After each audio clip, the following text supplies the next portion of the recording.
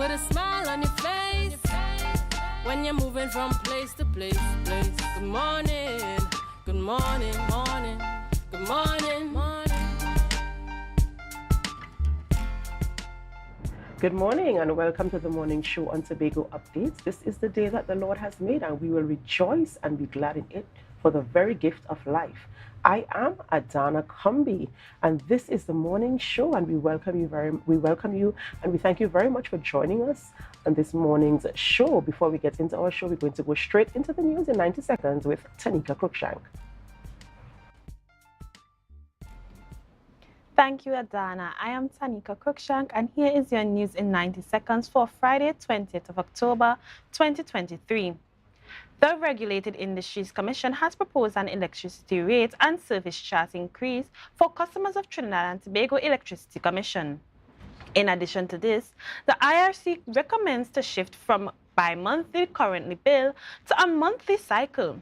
Furthermore, the IRC suggested implementing a 4-tier rate system, replacing the previous 3-tier structure. According to the IRC, these adjustments could result in an increase of 15% for low consumption residents and 64% rise for substantial high commission users, or when adopted by T&Tech. However, customers' charges will change to a monthly fee of $7.50 as opposed to the previous $6 every 2 months. Secretary of Tourism, Culture, Antiquities and Transport, Tasha Burris, discussed the THA's efforts to enhance the next year's October Carnival attendance. During a press conference at the Shore Park Cultural Complex, Burris addressed concerns about Caribbean Airlines and the need for securing more airlines to promote the Tobago Carnival. She stressed the importance of this effective year-round inter-island transport to Tobago, meeting the growing demands for air travel and support for the Carnival expansion. The THA aims to play a more supportive role in future carnivals with a focus on addressing air shift challenges to Tobago, which can accommodate more increased demand even beyond scaled capacity. Prime Minister Dr. Keith Rowley has called on Canada for assistance in addressing crime with a specific emphasis on curbing the illegal firearm trades and reinforcing regional security. During the Canada's CARICOM summit in Ottawa, he highlighted the issue, citing daily loss of lives in the CARICOM region due to firearm-related incidents. Dr. Rowley emphasized the significant threats illegal firearms pose to national security as criminal groups become more proficient in endangering the states. He also highlighted Canada's potential role in improving border security, including the acquisition of vessels for more effective coastal patrol. And that concludes your news in 90 seconds. Thank you, Tanika. Ladies and gentlemen, we're hearing there about increases in our electricity rates. So we're going to hear how that is going to go. And now we're paying monthly as opposed to every 2 months. So that is something that we have to pay attention to and, of course, manage our consumption. We're happy that you're here with us this morning on the morning show on Tobago Updates Television. And we're going to go straight into our birthday segment.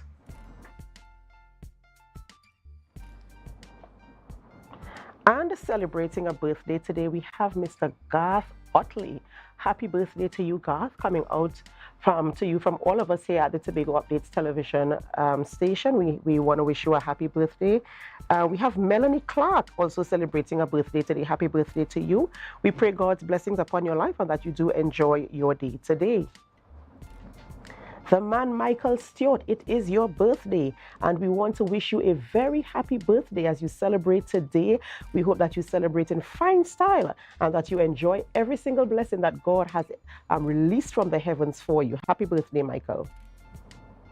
And Melanie Roberts Rajman, she also is celebrating a birthday today. We want to wish you a happy birthday and we pray that you enjoy your birthday weekend and all that comes with celebrating a birthday. Happy birthday to you.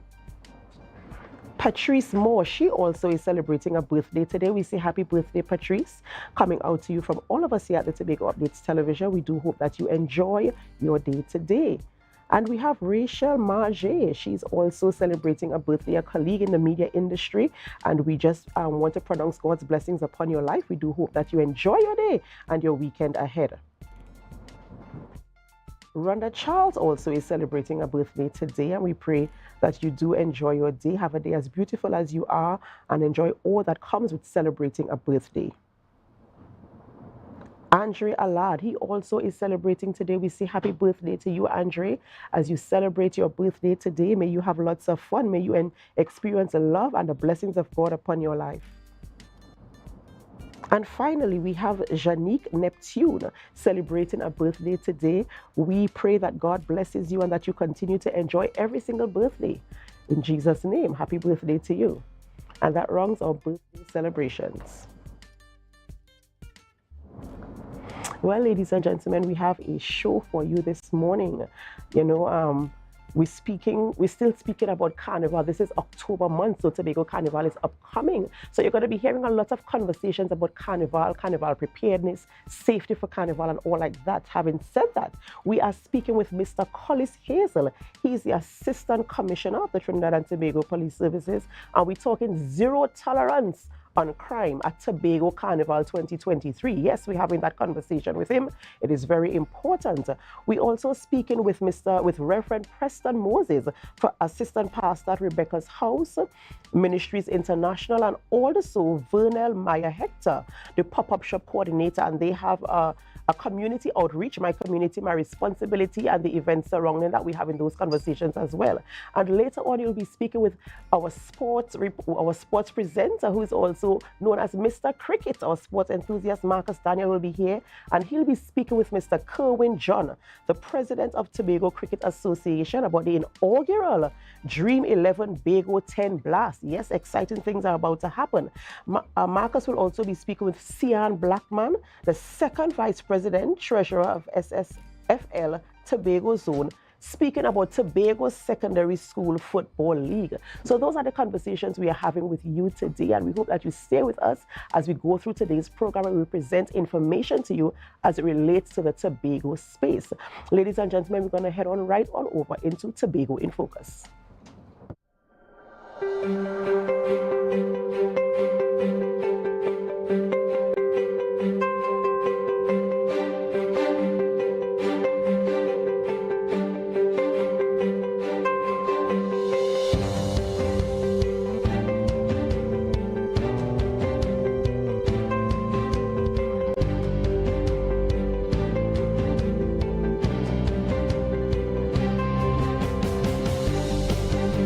The issue of land tenure preventing persons involved in agriculture to access incentives from the Department of Agriculture has been addressed. Registration and Incentive Officer in the Department of Agriculture, Tobago House of Assembly, Giselle Davis, explains. Prior, we focused on that land ownership, where you must have been the registered owner of the property. It was eased a number of years ago, where we now look at land tenure. Land tenure meaning that for me, for example, I might be an owner of a parcel of land, and you might be interested, or you might be a relative to me in farming. So what we can do is do an agreement, a lease agreement, or I can give you an affidavit. However, whatever land tenure document the person intends on using must be a legal binding document. And also, I must show that I have the rights to give you permission to occupy the parcel of land. Even though I am not the registered owner, I might be the person in charge of and paying taxes on behalf of same. These agricultural incentives are aimed at encouraging persons to get involved in agriculture, to boost productivity, to encourage good agricultural practices, and to attract new persons to the sector. Equipment and machinery, water for agriculture, we have land preparation, there are incentives for agri-processors to bring your holding up to HACCP readiness. We have for marketing as well. So each incentive, and I must mention that there are also incentives for vehicles as well. This program is national, and all qualified persons are encouraged to take advantage of the investment. Farmers must be registered with the Department of Agriculture and includes beekeepers, agro-processors, farmers, cooperatives, and organizations. So each incentive, coming back to that, carries its own rebate percentage. So the incentive is not a before, it's after. It's a rebate system. So the person purchases, farmers, fisher folk, beekeepers, agro-processors, and we now give back up to 50% of what they would have spent. So for example, under the equipment and machinery incentive, that will cover items like your brush cutters, your water pumps, items like those. The rebate on that is 50%, but all we would pay is $50,000. For more information and to sign up for these incentives, visit the department at the Milshave Administrative Complex, Shervan Road, or call 639-1966, extension 3585 or 3586. The Department of Agriculture is part of the Division of Food Security, Natural Resources, the Environment, and Sustainable Development.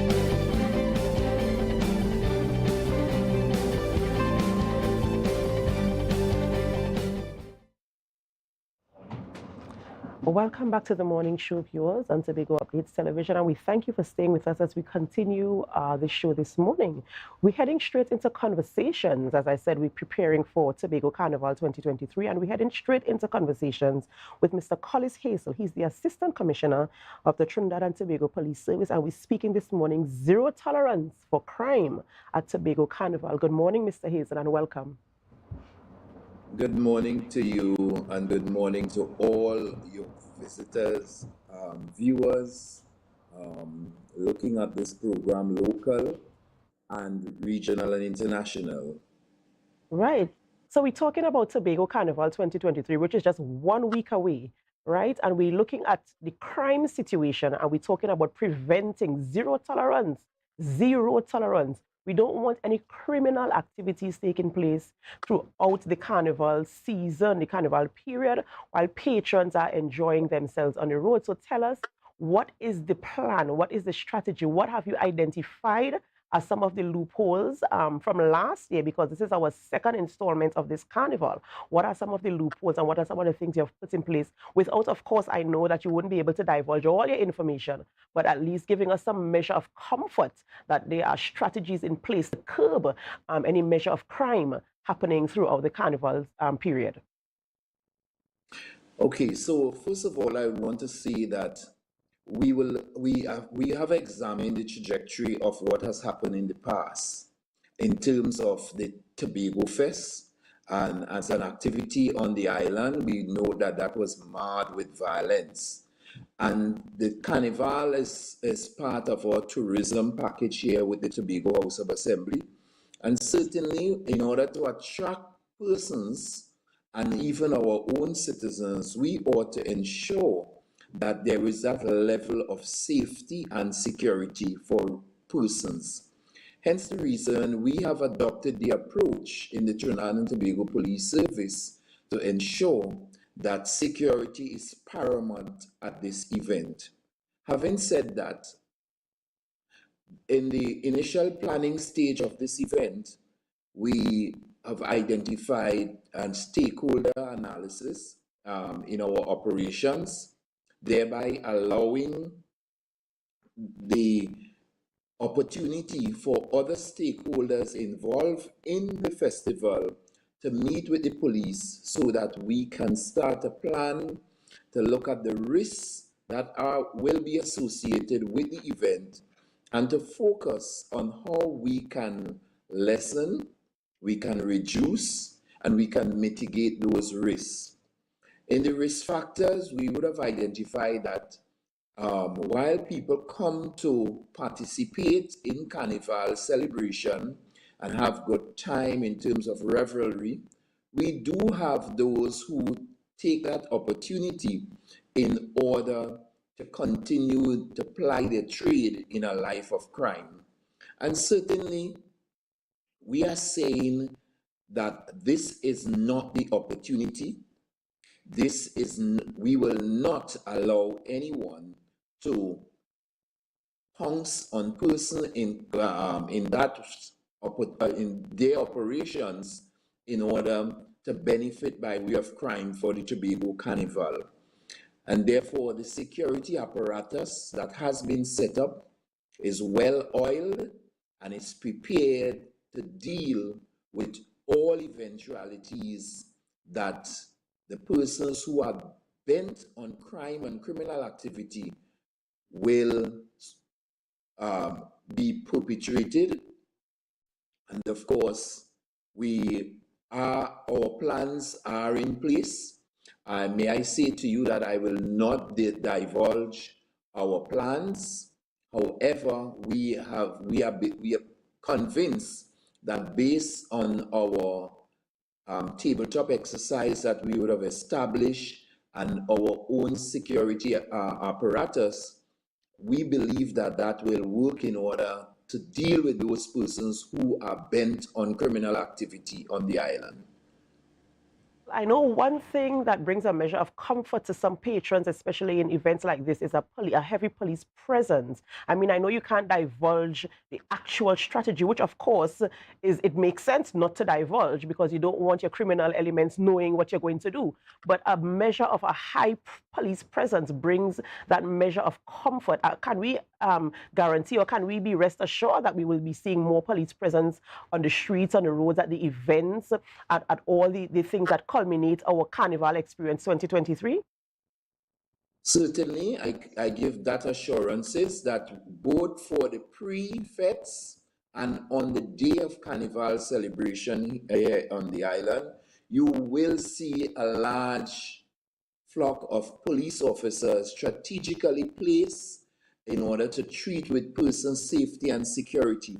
And of course, one of the areas that we are venturing onto as well is to ensure, because there are restrictions, road restrictions, in terms of the diverting traffic to different places, we will be mapping out those strategic areas to ensure that police officers are deployed on those routes as well, so that persons will not be misled and they will have an opportunity to see of safety even at the routes that will be utilized. So rest assured, police officers, we are joined by all services, all our colleagues in service, both from the Trinidad and Tobago Police Service and the Trinidad and Tobago Defense Force. We also have members of the Fire Service and also other agencies in which will be aligning with us in order for that comprise our security apparatus. So one can assure that we are giving persons that level of security on Carnival days and before Carnival events. Right. That is very good. That is very good. You know, one thing I want to also mention is that criminals are very clever, and they will find a way if they want to find a way. And one thing I was thinking about is, while we have all these people out of their homes and on the streets and parading and enjoying the masquerading and all the things that culminate Carnival, what about our communities where people have left their homes, the entire families on the road, they're enjoying the event, they're enjoying the parade?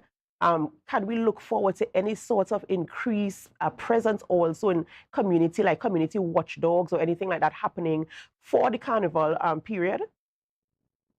Certainly, what I would want to say to the Tobago public is that we have not disrupted our patrols to the other communities that will not be involved in Carnival this year. So we continue to maintain operations at Crown Point, at Charlottesville, at all Roxborough and all the other areas where we will not have Carnival activity. We will be maintaining our usual presence and even upping the presence in order to treat with that issue where people will feel that all the person will be converged on Scarborough, so there is an opportunity to treat on their activity. So rest assured that patrols will be maintained in these areas as well. about zero tolerance for Carnival 2023, and every aspect, every element of our Carnival production has been considered, right? We're speaking with Mr. Collis Hazel. He's the Assistant Commissioner, and we're speaking about the things that have been put in place to ensure that patrons and non-patrons remain safe throughout this Carnival period. Mr. Hazel, before we wrap this conversation, what else do you want to tell our viewers, our listeners, to ensure and to guarantee and to be rest assured that they will be safe, our Carnival will be safe? I hear the passion in your voice when you talk about the zero tolerance for crime. I know that you stand for that. And to just give us a little bit of a buffer, some sort of comfort to ensure, listen, we've put everything in place, we've made the assessments, and all we're waiting for is to execute and to ensure a safe Carnival period for all our patrons, our visitors, our guests, and for those of us who reside here in Tobago. Certainly, I would want to say to all that our Operation Blast, which brings land, air, and sea together, will be in full force. We have worked our plan, and therefore we will be executing our plan as we continue to create that level of safety. I want to say to all that this opportunity for Carnival as a tourism product will also see we will have that opportunity where safety is going to be part of the product. And therefore, I want to say to all participating and all our residents as well, that you can rest assured that the police, the TTPS, and the other arms of service of defense will be there to provide that support and safety and security.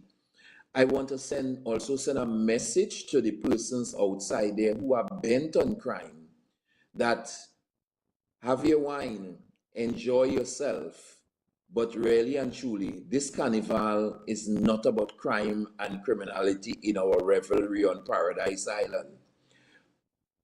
If you want to spend the opportunity for the weekend with us, think about crime. And then we will answer your question. We have enough cells throughout the island in order to deal with persons who are lawbreakers and who are bent on crime. And therefore, I'm asking all that are participating, enjoy your revelry, but do it with be safe in terms of what you're doing and with moderation. I would also want to say to persons who are bent on drinking excessive alcohol, our DIU unit will be in place as well. So I'm asking you, if you are drinking, don't drive, or please have a designated driver.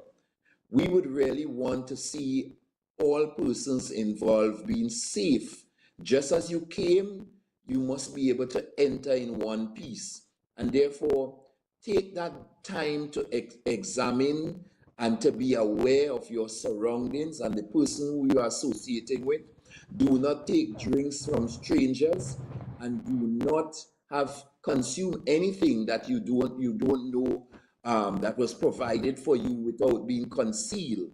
It is very important at this point in time that parents beware of if their children are involved in the celebration or young adults, please take care of them so that they will not be astray and provide unnecessary due pressure on the police. Although we will have a lost and found booth at the old FCB Can Park, so that persons who are missing can also go to that area. Once again, we are reminding road users, please, we will be doing speed exercises. So I'm asking you, please pay attention to your vehicles, and as well as do not speed over excessively in terms of and consuming alcohol. We are asking persons to ensure that their premises are safe and secure as they leave to participate in Carnival activities. We are also asking all and sundry, in much as we do, let us remember that Carnival will come again, and if you are to enjoy it, you have to be able to ensure that you exercise that level of safety and security for yourself as we try to protect you and all the others participating. Once again, let me say how happy I am to inform the public as we partner with you in this Tobago Carnival. It belongs to all of us. And in order for it to be successful, we look forward in seeing a total togetherness of exercising safety precaution measures so that we will be happy at the end of the day in our revelry and to be alive. Thank you, and I look forward to a safe and sound carnival for 2023. Thank you, Mr. Hazel, the Assistant Commissioner of Trinidad and Tobago Police Services, talking about zero tolerance for crime. He said, criminals, you ask the question, we will provide the answer. They're speaking about safety for Carnival 2023. Thank you so much, Mr. Hazel. Ladies and gentlemen, we're going to go for a short break and we'll be back with more conversations with our other guests. But in the meantime, we thank you for staying with us and we ask you to continue to share the live, share the live, share the live. We'll be back.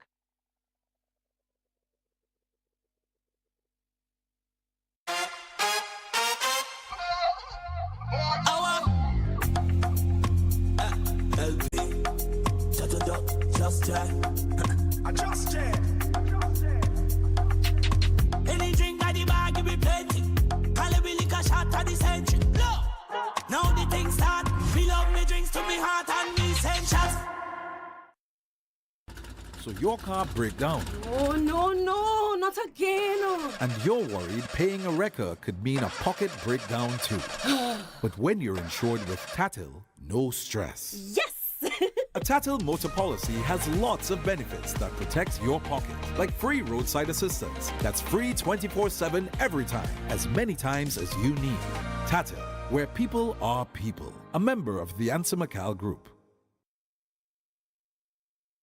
Tobago Glass Supplies has been a leading name for over 37 years in the glass and aluminum market in Tobago. We provide an extensive range of high-quality, innovative aluminum and glass products for commercial and residential use. Competitive prices with superior and professional services by committed employees who are guided by rigid quality standards. Tobago Glass Supplies specializes in the manufacture and installation of glass and aluminum products that are essential to today's homeowners and the business environment. We are engaged in marketing, sales, and installation of a variety of products. These ranges from windows and doors to necessities such as mirrors for homes and vehicles, designed and manufactured in-house or imported.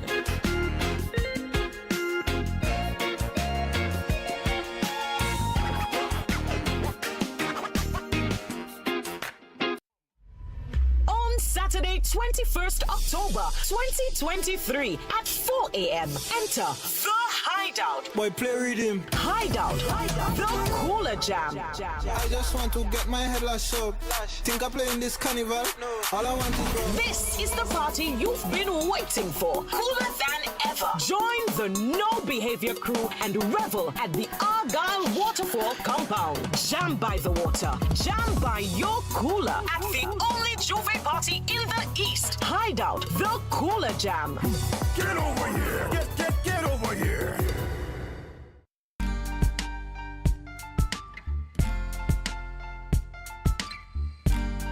Put a smile on your face when you're moving from place to place. Good morning. Welcome back to the morning show on Tobago Updates. I am Adana Company and we continue conversations with our guests. But before we speak, I just want to say good morning to some of you viewers on the live this morning. Nicole George, good morning. Lisa Frank Phillips, who is watching. Patricia Alfred, we have Ruston Wood, Charlotte Ramsey, Michael Jack, Brenda Campbell, who is wishing us season's greetings. I don't know if it's Carnival season or Christmas, but we'll take it. Thank you so much. Pearl Murray Beard, Tyrell Trim, and Carl Hector. Good morning, and thank you so much for viewing with us this morning. Right, we're having conversations this morning. We're talking about my community, my responsibility. And in studio with us this morning, we have Reverend Preston Moses. He's the assistant pastor of Rebecca House Ministries. And we have Miss Vernell Meyer Hector, the pop-up shop coordinator, and we're speaking about this community project. Good morning and welcome to the program. Good morning, good morning, good morning to Tobago and wherever in the world that you are viewing us from.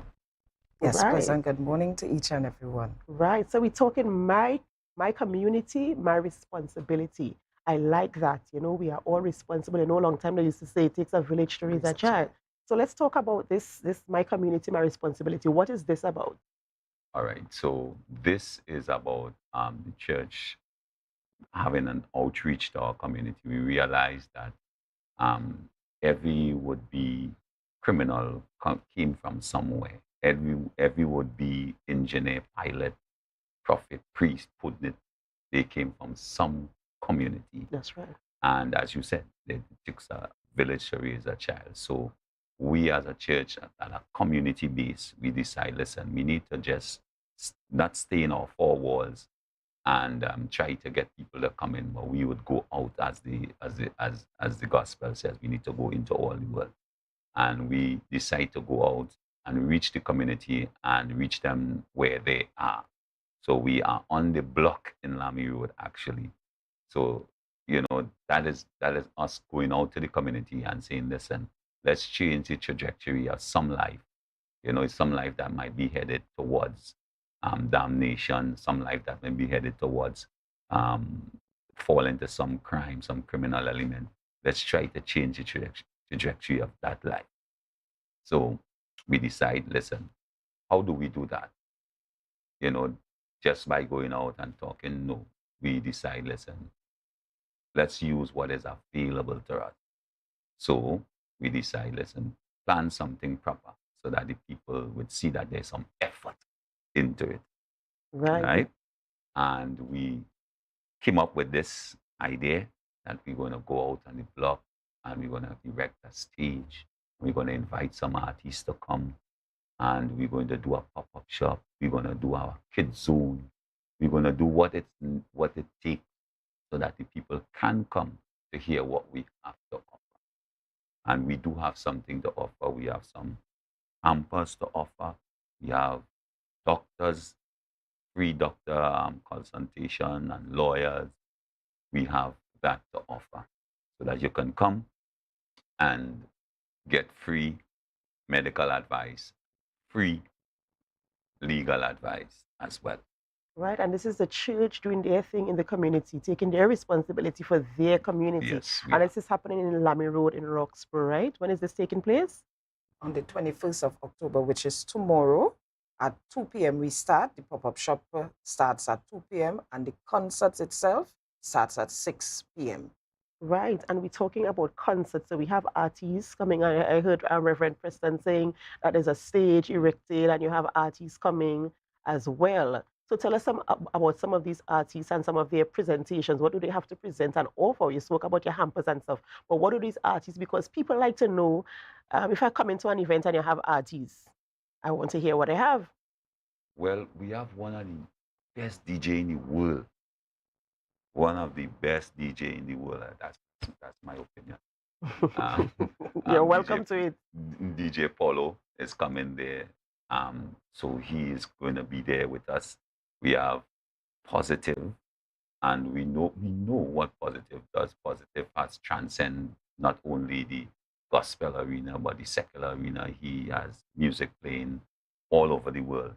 So, and then we have Chantel Lindsay, one of the most beautiful voices in the Caribbean.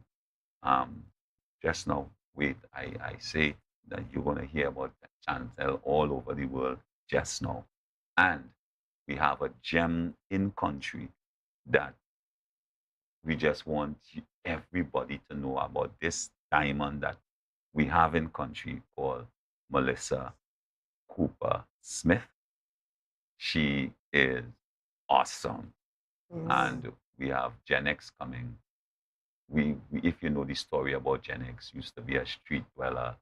I mean, he had a real, real rough past, but since he met Jesus, and that's what we want to say to the community. Listen, a life in the hands of Jesus Christ. There's no telling what God can do with this life. And the only thing that God will do with this life is something positive. I like the sound of it. And you're speaking about Chantal Lindsay's voice. I've heard her voice, so I quite want to agree with you there. You know, she has a very powerful voice. You know, a very alluring voice. So tell us what the setup for the entire day is. I know you said the pop-up shop starts at 2 p.m. and then the concert starts at 6 p.m., right? Yes. So how is the pop-up shop? What can we expect at the pop-up shop? How is it going to be done? Is there going to be music while the pop-up shop is there, or is it just going to be, you know, we waiting until the concert to start, you know, the music and stuff? Tell us what the day is going to look like from 2 p.m. Without music. Okay, so this pop-up shop, it's the first time we have put it on. We wanted to incorporate the businesses around the environment, within the community and around the environment. So we reached out to many businesses, offering them to come and display your business. Let people know who you are and what you do, and put yourself out there. So, you know, once people know who you are and what you do, they are going to gravitate to you. So this pop-up shop, it's where we have tents that we would have lined off, and we at a charge of $300. If you want, you can bring another entrepreneur with you, and you can share that tent with them. So you could cut the cost. We made sure, and we put in lights, because we don't want you just to come for a short period and then we want you to stay until the entire thing is over. It is over. So just to mention few of the businesses or entrepreneurs that we have on board with us on that particular day, we have Dominion Appliances and Gift Shop. We have Precision Cut, Mr. Andrew Taylor. Smith, sorry, everyone know who Mr. Andrew Smith is. And we have Elements of Beauty, that's a skincare line. And we have Sweet Haven, that's an ice cream shop that is located in Roxborough. We have Smurfy's Delights, that's a confectionery, and she does relishes as well. We have Sunshine Toy World. So we have a wide variety of people on board with this pop-up shop. Right, that is a very, very good opportunity for people, of course, to let people in the community know their offerings and stuff like that. And of course, I was going to ask about food, and I heard about the ice cream parlor, and I heard about the confectionery, because I mean, if I'm shopping, I might get thirsty, I might want a little sweet or something. So that is a very nice incorporation to the pop-up shop as well. So as they shop, they can shop and hang on, you know, hang out and stick around until the concert, you're saying. Yes. Right? And I think we're supposed to have a couple of the farmers from the area coming as well to sell some of this the produce. Hopefully they have more remain after the Wolf. Yes.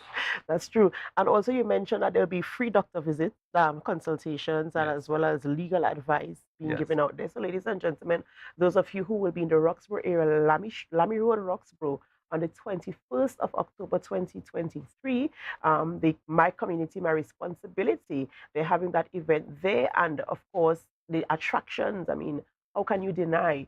Free doctor consultations. A doctor's visit is 300 and above, 300 right? So you're getting that free legal advice. There's also the pop-up shop that's going to be there as well, where you have different vendors providing different services. And later in the evening, you have the concert featuring Chantel Lindsay, Positive, Gen X, and Melissa Cooper Smith, right? And it begins at 2 p.m. But one thing they forgot to mention is entrance is absolutely free. There is no charge to enter, so you can enter and enjoy yourself there. Is there anything else you want to tell our viewers before we wrap this conversation this morning?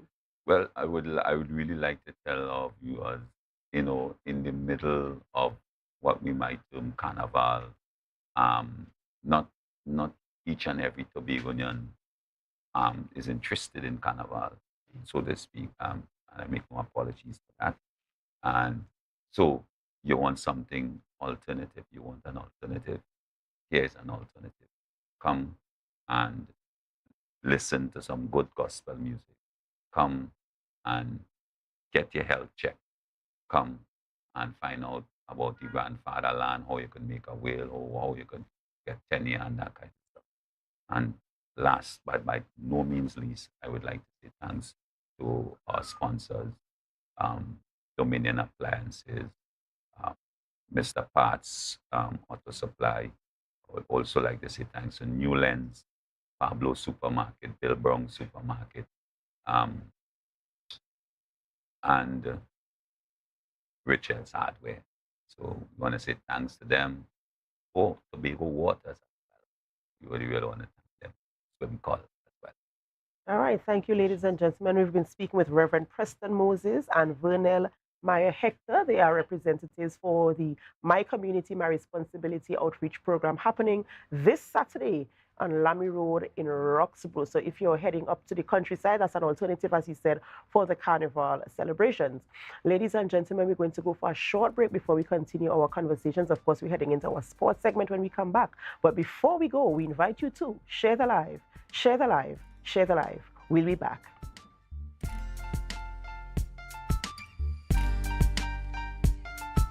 The countdown is on For the greatest carnival weekend in the world. It's time for Tobago Carnival. Friday, October 27th. to Sunday 29. Come witness the release of the revelry and the ritual of the road in Tobago. This our wee carnival. This is our wee carnival. It's time For Tobago Carnival, ready yourself for the ritual of the road. Log on to welcometobago.com for more details. Tobago Carnival, Friday, October 27th. To Sunday 29th.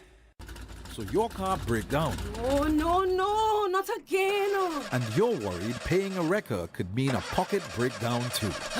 But when you're insured with Tatil, no stress. Yes!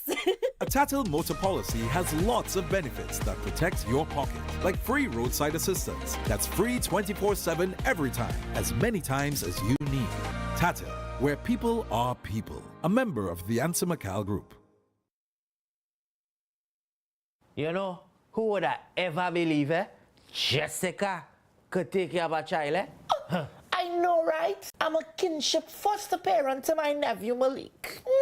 Papa, you remind me of my grandmother, you know, when she used to take care of my cousins. If I didn't step in, I don't know where he would have ended up. Plus, I get support from Children's Authority, training, and counseling. But Jessica, you not married? That doesn't matter once you have a safe home and you're related to the child. You're good. So did this give money to do this? Yeah, they do give me some money. So, Auntie, you can buy a Lamborghini for me? Oh, I'm so sorry, Malik, but that money's to take care of you. Okay, smubble up is. I will not try. Mommy, you can buy No. Wait, I didn't even finish my sentence. About Lamborghini, you could get lamb stew for lunch. Auntie Jessica could only come when you come in, because all them does do is talk people business. Malakay, I'm going going on the bed. But Mommy, the boy don't even live here. Yeah, go to your bunkers. What? Bunkers? Where's that? I think I'm getting pretty good at this.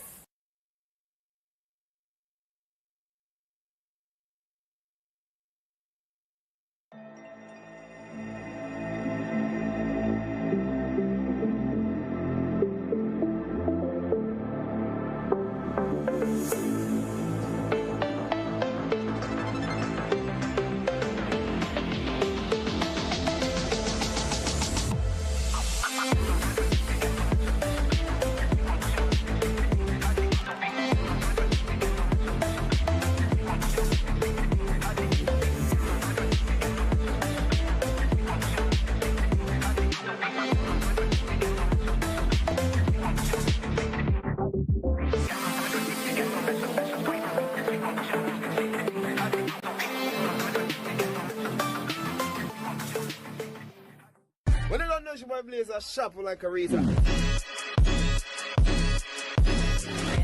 I'm gonna be in Tobago. Tobago Carnival. Last lap, October 30th. October 30th for last lap. Yeah, my boy gonna be representing Jamaica. Barbados. From the Bahamas. We're going on a Grenada inside that Tobago. We coming.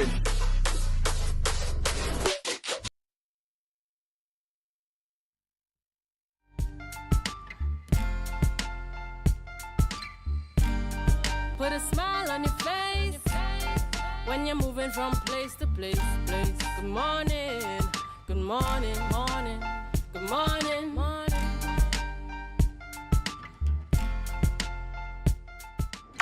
Welcome, each and everyone. Of course, it's yet another morning, yet another Friday morning talking sports. And of course, I want to thank Adana for holding on the fort in the first half hour. But we're going to delve into some local sports. This morning we have secondary schools football, and we're going to also be talking about an historic event here in Tobago, the Dream 11 T10 Blast. And I'm going to hear from Mr. Cohen John later on. But first and let me say good morning to Sayandine Blackman, second vice president of the Secondary Schools Football League. She's also the treasurer and secretary of the Tobago Zone. I got that right, right? Correct. Fantastic. I like your jersey, though. Oh, good morning to you, Marcus. Good morning to Tobago at large. Yes. Well, then, my jersey, SSFL, I like the jersey. with all the sponsors Fantastic. of the league. Yeah, and good to see Shell and Food Citizen and National Gas Company supporting the Secondary Schools Football League. Sandine, football in Tobago, Secondary Schools Football in Tobago in full swing. I mean, every single day. You can drive to any venue in Tobago, you're going to see primary schools football, secondary schools football, and of course, Tobago Football Association League. But we're going to be talking about secondary schools football this morning. Just the progress of the league. I mean, we had you guys at the start of the tournament, and then you talk about so many good things in store for the season.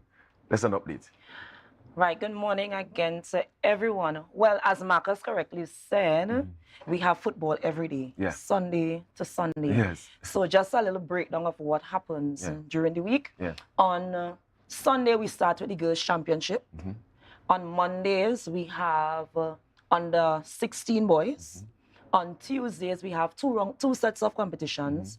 Actually, no, 3 sets of competitions. We have the under 15 girls competition, we have the championship boys competition, and we also have the premiership division competition on a Tuesday. On a Wednesdays, we have the girls under 13 and boys Form 1 under 13 competition. On Thursdays, we go back to the championship girls competition. Then on Friday, we have the under 14 boys competition. Then Saturday, we have the championship boys competition and premiership division. And then the cycle just continues. And in terms of venues to have all these matches and officials, are there any challenges in that department? Wow. Challenges in that department? Venues is a challenge. Well, currently, previously, Scarborough Secondary School has been using Shore Park Recreation Ground, but now Shore Park is closed. So they now have to find another venue. They now have to find another venue for their games. So they are currently working on that because they have a home game tomorrow.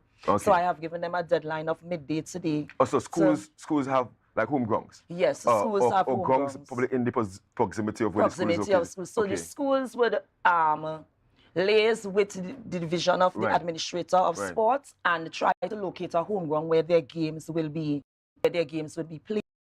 Right, so that's the main issue we have with grounds right now. The other schools have their grounds. Like Compre would use this school. Mason Hall is using the Moriah Recreation Ground. Roxborough Secondary is using the Roxborough Secondary School grounds. Pentecostal Light of Life is using the Montgomery Recreation Ground, which is in Bethel. Speyside, of course, is using their Speyside ground at home. Did I forget anybody? Right. No, I think that's it. And the matches are normally what 3:45 and yes. So the championship boys matches are at 3:40. Premiership division matches are at 3:30. Right. The lower division games, which are under 15 girls and Form under 15 girls, they are at 2 p.m. Under 14 is at 2 p.m. On Wednesdays we have Form 1. Boys and the girls under 13 at Jubilee Park. The girls would play at 2 p.m. The boys would play at 3 p.m. Like Jubilee Park by St. Cecil? Yes, Jubilee I always found that going to be a really nice ground and underutilized. So I'm happy to hear that matches are played there. Yes. Right. And in terms of the standings now, who are the teams that are dominating these different divisions? But Marcus, before we go to these standings, you asked me another question about officials. Yes. That is posing to be yeah, because the games are like so many and it's stretch. Because Yeah, they're also it's doing primary really- schools football, Correct. secondary school, Correct. and then they're doing TFA. Correct. So I have taken up the mandate of after Yeah. this season that I Mhm. am going to assist the Right. Tobago Referees Association fantastic. to do a referee recruiting drive in Yeah. Tobago because it is needed. Yes, yes, you know, yes. we have all these issues and people focus more on the issues instead of trying to look for solutions to the problems. Right, So we have so many students in school doing physical education Education. and sports, That's- right? And we have so many sport enthusiasts out there that I think that if we work together as a community in Tobago, we would be able to do some recruiting in terms of finding referees in yeah. order to do Yeah. enough referees to do the games Yeah. across the board. And what better place to start than the schools? Correct. I mean, and as you mentioned, physical education being taught at schools. Correct. And you'll want, you know, the students to have that, to get an introduction into actually refereeing. And I mean, Correct. once you understand the game, I think it'll help your game as well. Correct. You know. And before we even get to the standings, right? Of course, I've been following the Secondary Schools Football League on social media, and I want to commend you guys for putting all the information out there because in the past, I mean, it used to be hell to get information, obviously, as somebody in media. And I saw a situation where it was mentioned that some coaches or some clubs are restricting their players from participating in the Secondary School League. I mean, you want to clear that situation? Initially, when we started, we were having that issue when one of the schools in Premier Division contacted me about they having a player or two players that are part of a club in Tobago, and they have been stating that the student is not allowed to play for their school. Right. So I took it up on myself as the secretary of the zone to contact the coach of the club. Right. Well, I'm not going to go into how that went, but I haven't heard the school made any complaints thus far. Right. So I am going to assume that everything is on Yeah. track and everything is going okay. And is it mandatory that once you are a student that you have to play for your school? Actually, it's not mandatory, but it is preferred. School comes before club, and also it's up to the parents as well. Right. But we try as much as possible to have the students give their schools first priority in terms of representation. Fantastic, because I mean, over the years, I've heard track and field complain about the same thing in terms of intercolor and all these different things. But I'm happy that what I've actually ironed itself out, and hopefully it doesn't rear its head again. In terms of the standings. All right, so I'm going to start with the highest division in Tobago, which is the Premiership Division. Well, currently, the Space Side, we have two schools participating in that division. Space Side Secondary School and Bishop's High School. Yeah. So currently, the Space Side Secondary School is in 9th position on the table with 14 after points. getting to at least 15. I saw them on the table at least 5th. They were like at 5 points fifth, off the but standing. now at the 11th game, 11th round of game, they are now in 9th. Right. They are on 14 points with, I can't remember the school. Right. However, they are the school is on 14 points as well, but have a goal difference of one goal in front of them. And how many games in total they have to play? 15 games because there are 16 teams. So there are 4 more games. So they have 4 more games. And how many teams will get relegated? 3 teams will get relegated. And the Bishop's High School is currently in the relegation zone. 15th position. Wow. Also with 4 more games remaining. So can they save their season? For them to save their season, honestly, they would have to win all the remaining games that they have in order to save their season. And the situation is the Tobago winners will get promoted. Right, and the Tobago winners have already been declared in the Boys Championship Division. Yeah. So the winning school for the Boys Championship Division is the Signal Hill the boys of Signal Hill Secondary School. So they are now going to represent Tobago in the Big Five. Correct. Big up Signal Hill, big up Signal Hill. It's not my alma. Not your alma mater, but your daughter. But so, support. Support, yes. Yeah. Right, so they are going to take part in the Big Five competition to try to claim one of the top 3 spots in order to be promoted to the Premiership Division in 2024. Oh, good. So they begin their quest on Tuesday next week at the Signal Hill Secondary School grounds. They will be facing the winner of the Central Zone. However, that have not been decided. Okay. That should be decided by today. Okay. As they play their Championship Division games on a Friday. Okay. Right, so Big Five for Compre. Big Five for Compre. Right. And, keeping it positive. Yes, and positive.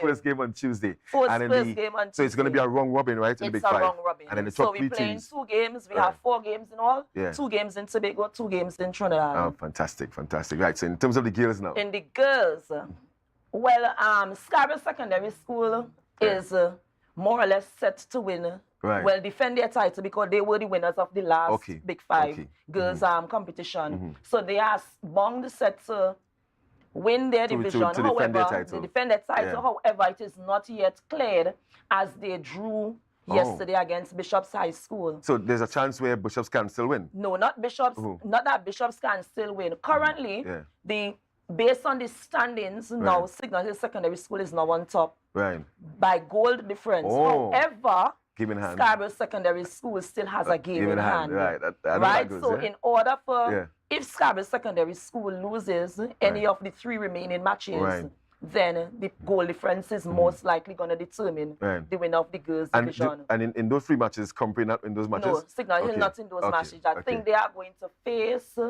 Speyside, Roxborough, and I think Pentecostal Light and Life. Yes. And in terms of the other divisions? Right. So the other divisions are young. They have now started. So like the under 14 division have started on the 3rd of October.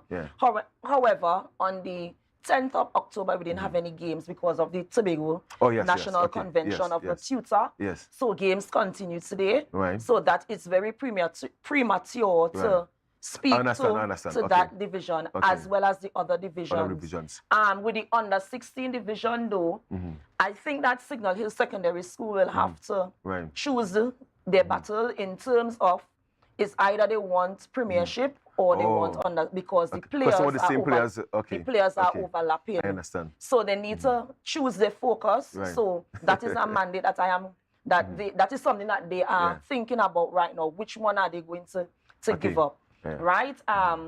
In terms of the under 15 girls division, we know Signal Hill Secondary School was in the defending national champions.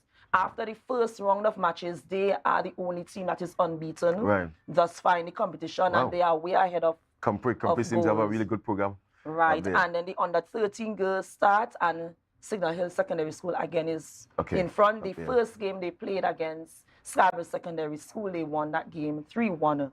So they are also in front of for the running for the under 13 girls. Yeah, and I think my producer has of course, a shot of the standings of the Premier Division. And obviously, we're aiming for players to play at that level. Correct. That's where the scouts will normally be. Right? And this is the Premiership here. Fatima College, Fatima up Sawa North, Naparima. Of course, traditional schools that we normally be up in the top tier there. St. Benedict's, St. Anthony's, Presentation, Arima North, Speyside, as you mentioned, they are in 9th position. Played 11 games. So it's still a lot. I mean, they can actually try to finish at least 7th or 6th, which will be an improvement from last season. But wow, Bishops, wow. 3. Well, Bishops, I think prepare to come back home, Bishops. 12.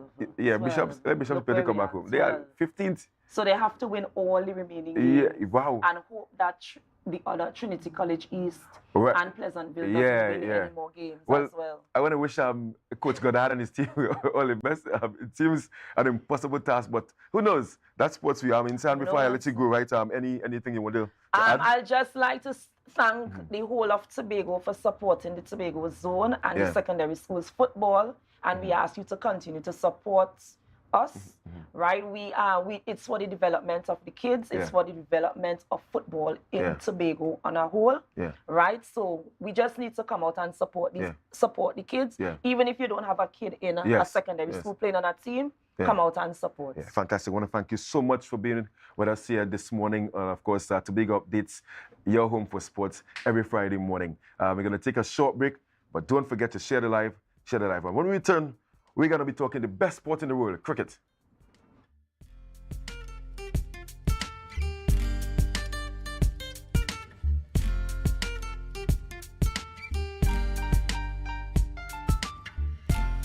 Tobago Carnival, Caribbean Vibes presents Tequila Sunset. Tequila Sunset, October 27th.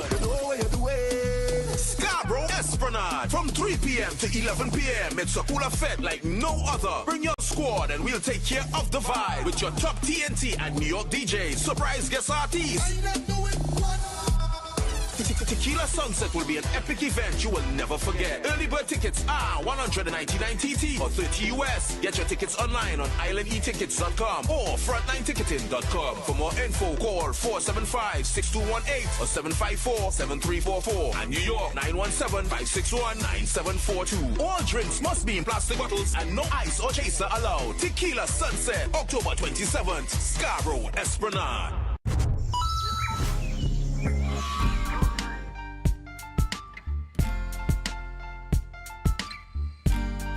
Put a smile on your face when you're moving from place to place. Good morning, good morning, morning, good morning, morning.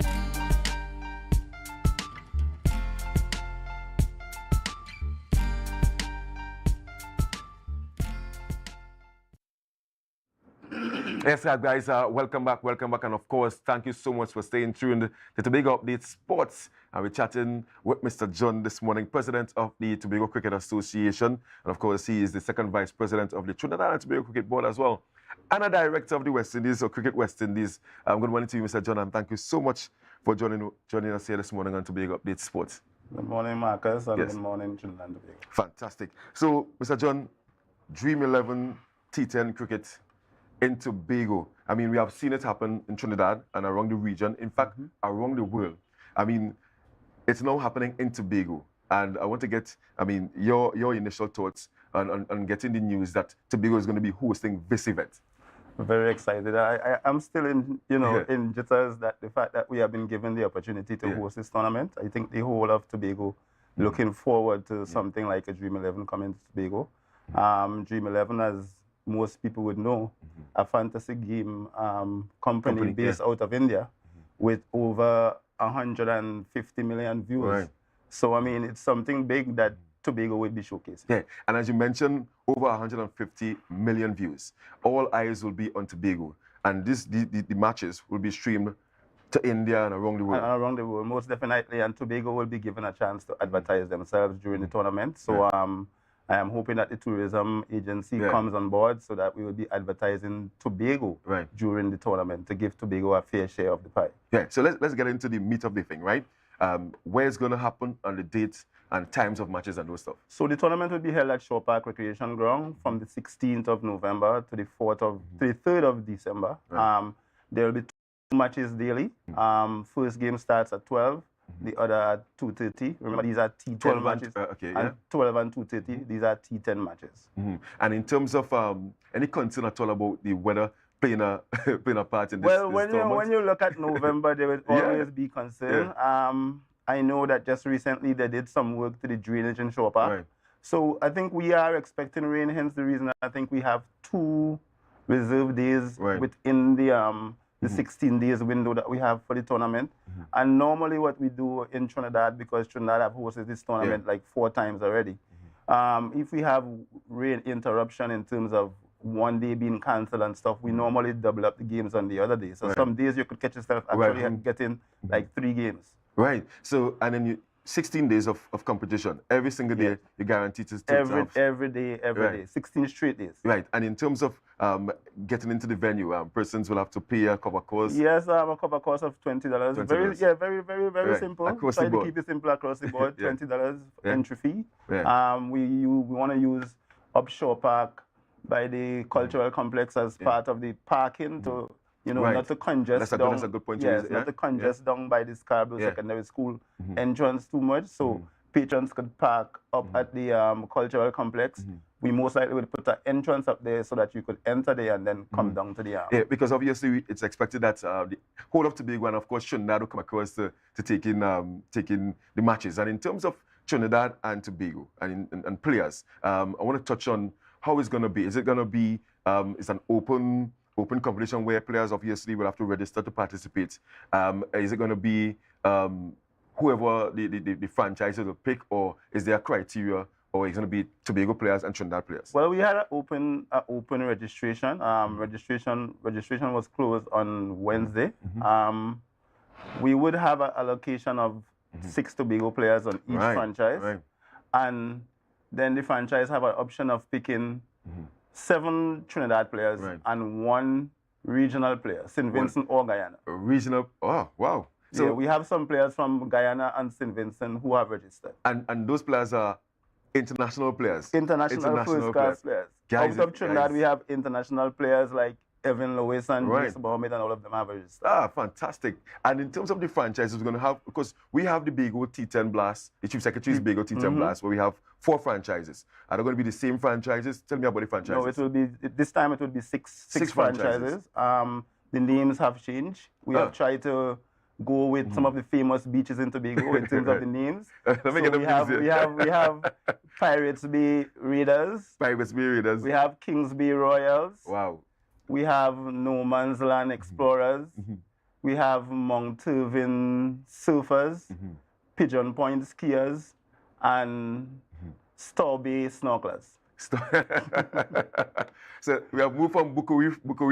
Yes, we will keep that. We will keep those names for the Chief Secretary. Yeah, we want to differentiate the two tournaments. Right. And in terms of the owners of the franchises, locally based businessmen, what are the owners of the franchise? I'm so glad that we were able to get 3 owners coming out of Tobago. Ideally, I would have liked the 6. But you know, it was kind of like untoward. So we have 3 owners out of Tobago. We have Shafi Ali Equipment Rentals. We have Tobago Housing Resort.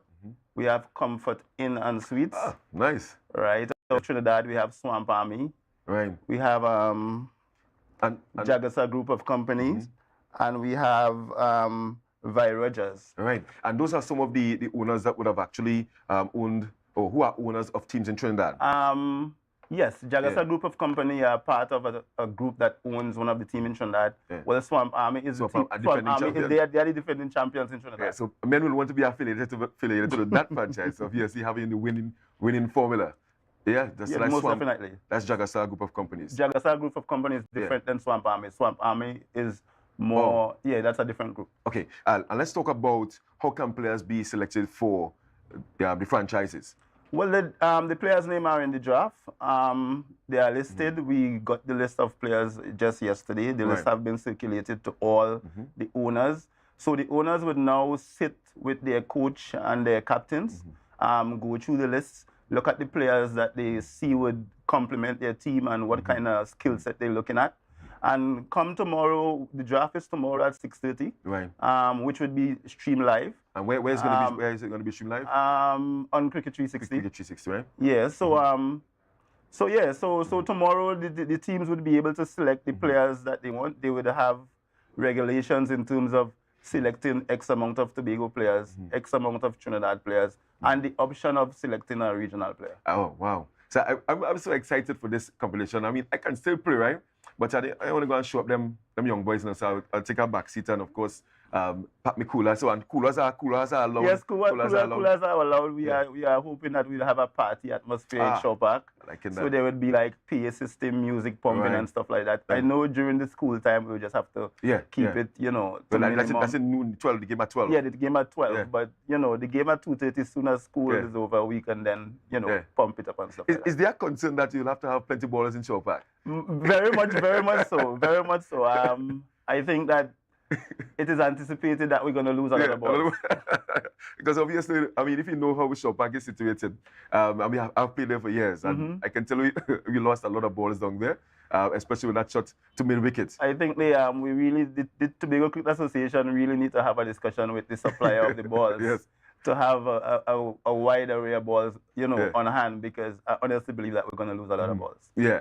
I'm really looking forward to having this event here in Tobago. I mean, and in terms of the importance of it outside of cricket, I mean, you spearheading cricket in Tobago. I mean, just thinking of this event, and obviously you have hosted the Tobago Chief Secretary T10 Blast, but I've had the 40 overs this year. Also had a 2-day competition, and now we're having this event. And as the president of the Cricket Association, I mean, your whole vibe and feeling of having all these events. Well, I think the Tobago Cricket Association, the main aim, especially with this tournament, is the fact that we are actually getting the opportunity to give Tobagonians the opportunity to showcase their talent to the wide public. We know cricket is a big commercial thing up and down, all over the world right now. So giving the players the opportunity to showcase themselves, to show the world what they can do, hopefully with the reward that they would be selected for some, one of these leagues and stuff like that. So it is important. And as I said, we also having the opportunity to showcase Tobago on the whole to the world. I mean, 150 million views, you don't get better than that. Yeah, I mean, and just want to come off base a bit. I mean, you are newly minted director of Cricket West Indies. I mean, how has that experience been thus far? It have been a learning experience, sitting in the boardroom with all these experienced directors. So what I did, I remember when I became board executive member of the Trinidad and Tobago Cricket Board.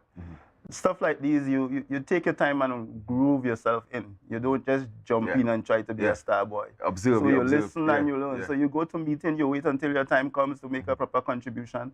And then by the time you get in after 3-4 meetings and whatever, you become seasoned after that. So it's all a learning process for me right now, taking my time.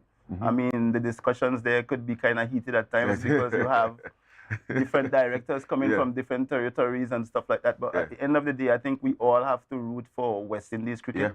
So we have to take off the territorial hat at that point in time and put on the West Indies Cricket Board hat at that point in time. I don't know, I can't let you go without asking the question that everyone has always asked. I mean, are we going to host any CPL matches in Tobago? Is there any talks in the pipeline to have our own venue of international standard?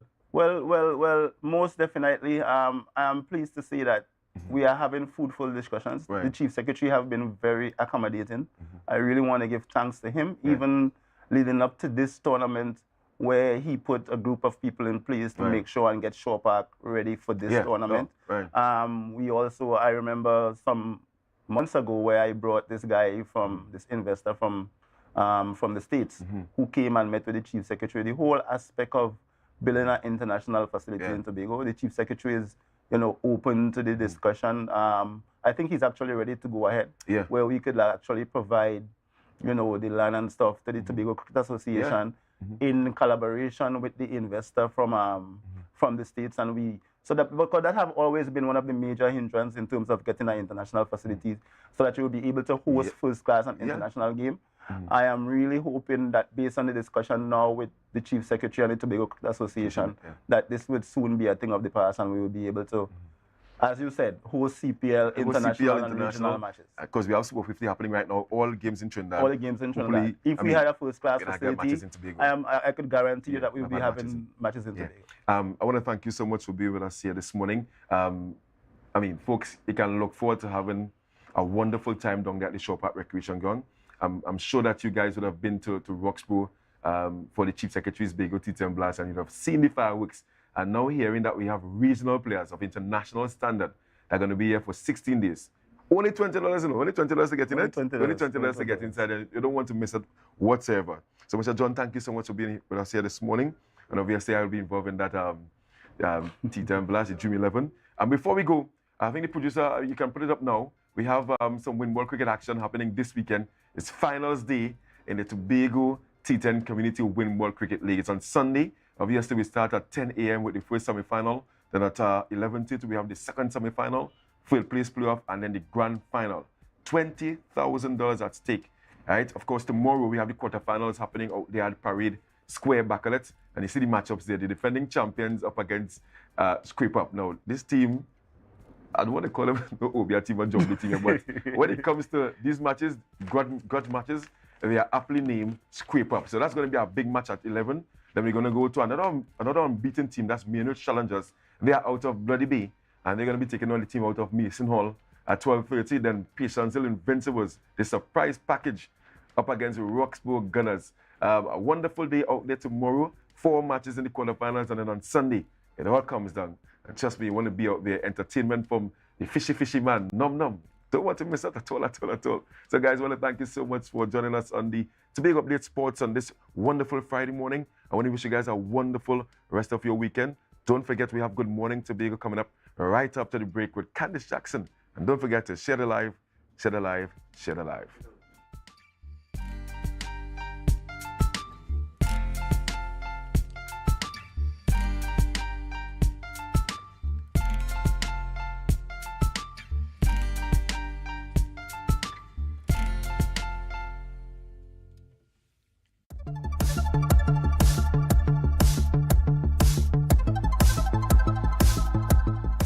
Grow Smart. It's an initiative conceptualized by women for women.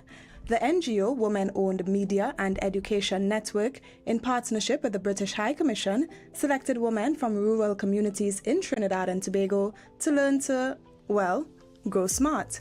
Essentially, through the 6-week training, 10 female farmers and agribusiness entrepreneurs from Tobago will be empowered through training and education in sustainable and cutting-edge practices. The UK's contribution to this creative thinking is to partner with our NGO called Women and to be part of the Grow Smart initiative. So this is to provide education and training to women farmers and would-be farmers and aspiring agribusiness entrepreneurs. You're going to get knowledge and skills and resources to help you implement sustainable and innovative agricultural practices. Grow Smart intends to introduce hydroponics, hydroponic system design and construction, liquid and substrate-based systems, nutrient formulation for hydroponics, sanitation and biosecurity for hydroponics, introduction to aquaponics and organic hydroponics, and introduction to agribusiness and marketing. Today, as the Grow Smart initiative officially launches in Tobago, I reflect on the words of the late Nobel Peace Laureate and freedom activist Desmond Tutu. He said, if we are going to see real development in the world, then our best investment is women. For us in Tobago, roughly around 80% of our agricultural produce comes either from Trinidad or through Trinidad to Tobago. And so that dependency alone tells us that we are nowhere close to achieving food security and, more importantly, food sovereignty, which has to do with the island's ability to have a secure and safe supply of food at all times. You are now at the front of that battle for us on the island through the Grow Smart initiative. I believe you will do well in this program. Here is an opportunity for you to broaden your skill sets as women.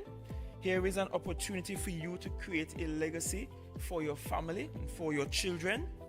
These women will develop an agribusiness model around the new learnings, and 6 of them will be given the opportunity to pitch their new business idea. 30 women in total are the beneficiaries of this program. That was a production of the Department of Information, Office of the Chief Secretary, Tobago House of Assembly. Yeah. Hey. Tobago updates. Good morning, Tobago. Wake up with Candace and Denicia. Let's go, go.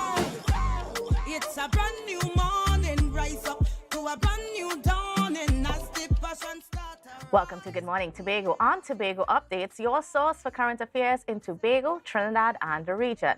With the perfect conversations to complement your morning routine, I am Candace Jackson, and let's get started with the news in 90 seconds. The Regulated Industries Commission has proposed an electricity rate and service charge increase for customers of the Trinidad and Tobago Electricity Commission. In addition to this, the RIC recommends a shift from the current bi-monthly billing cycle to a monthly billing cycle. Furthermore, the RIC suggested implementing a 4-tier rate system, replacing the previous 3-tier structure. According to the RIC, these adjustments could result in the increase of 15% for low-consumption residential users and a 64% increase for high-consumption users when or if adopted by TNTech. However, the customer charges will change to a monthly fee of $7.50 as opposed to the previous $6 every 2 months. Up next, Secretary of Tourism, Culture, Antiquities and Transportation, Tasha Burris, discussed the Tobago House of Assembly's efforts to enhance next year's October Carnival attendance. During a press conference at the Shore Park Cultural Complex, Burris addressed concerns about Caribbean Airlines and the need for securing more airlines to promote the Tobago Carnival. She stressed the importance of efficient year-round inter-island transport to meet the growing demand for air travel and support the Carnival's expansion. The THA aims to play a more supportive role in the future Carnivals with a focus on addressing airlift challenges to ensure Tobago can accommodate increased demand even beyond CAL's capacity. And finally, Prime Minister Dr. Keith Rowley has called on Canada for assistance in addressing crime, with a specific emphasis on curbing the illegal arms trade and reinforcing regional security. During the Canada CARICOM Summit in Ottawa, he highlighted the issue, citing daily loss of lives in the CARICOM region due to firearm-related incidents. Dr. Rowley emphasized the significant threat of illegal firearms which it pose to national security as criminal groups become more proficient in endangering the state. He also highlighted Canada's potential role in improving border security, including the acquisition of vessels and for more effective coastal patrols.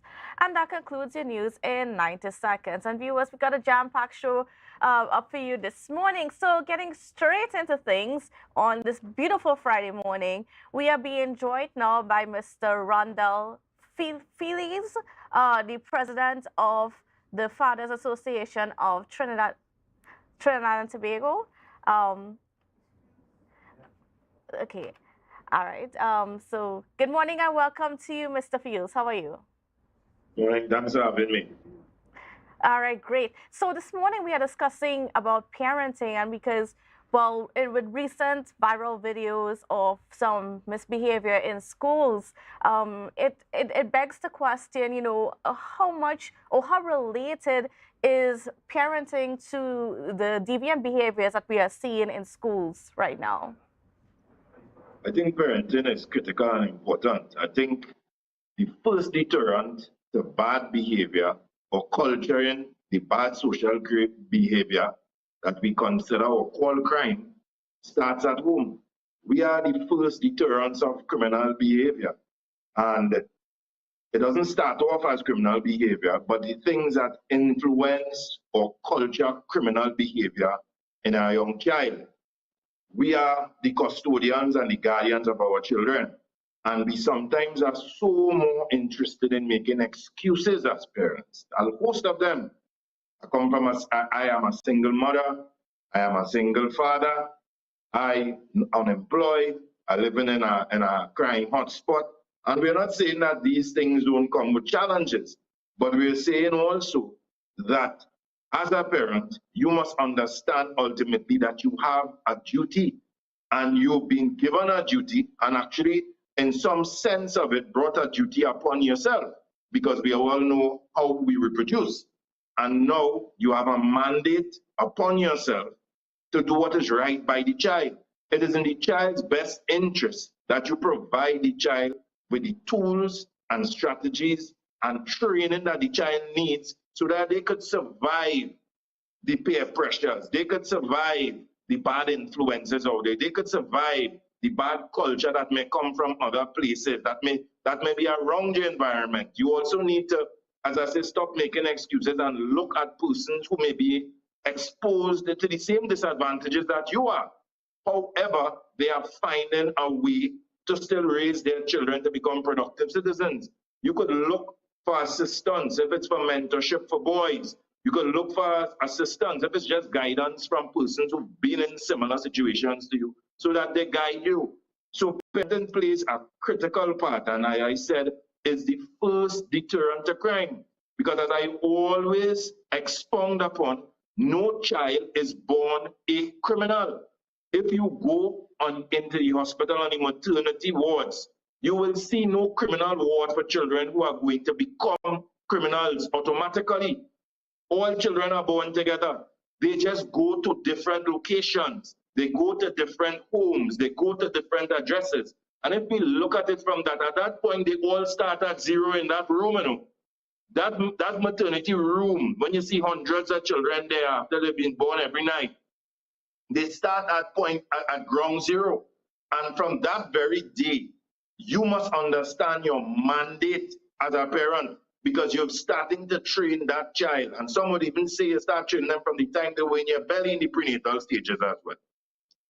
Now, what do you think is contributing to the way that we are parenting, or at least, I won't say everybody, but at least some of us are parenting, that our children are exhibiting these deviant behaviors out in schools and even on the streets and so on? I mean, there's a number of things. We must admit that times have changed. It has become more challenging for even those persons who may have some tools when it comes to parenting or some training or the required moral fiber, because we have greater challenges than our parents had. We have the whole development of the whole social media light now, where our children have access to a lot more than we had. When it comes to pornography, when it comes to exposure to content all across the globe. We didn't even have that. Nowadays, if you wanted to find out something, it's either you look at the television, you look at the encyclopedia and these kind of things. Now, children are learning a lot more at a faster rate, but it is still our duty as parents to also catch up and also do what is required at a time like this to be able to parent. It will continue to increase. Technology will continue to develop. And our parenting style has to continue to develop also. I also think another factor also is children who parents who I believe are parenting at a position of hurt, coming from a place of hurt. They didn't understand, or possibly they were abused, genuinely abused.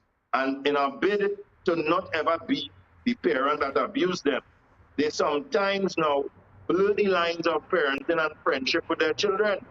So their children don't see them as parents. There's no real line of respect with their children. So whereas I always endorse that parents be friendly with their children, your child must know that you are not their friend, comrade, or companion.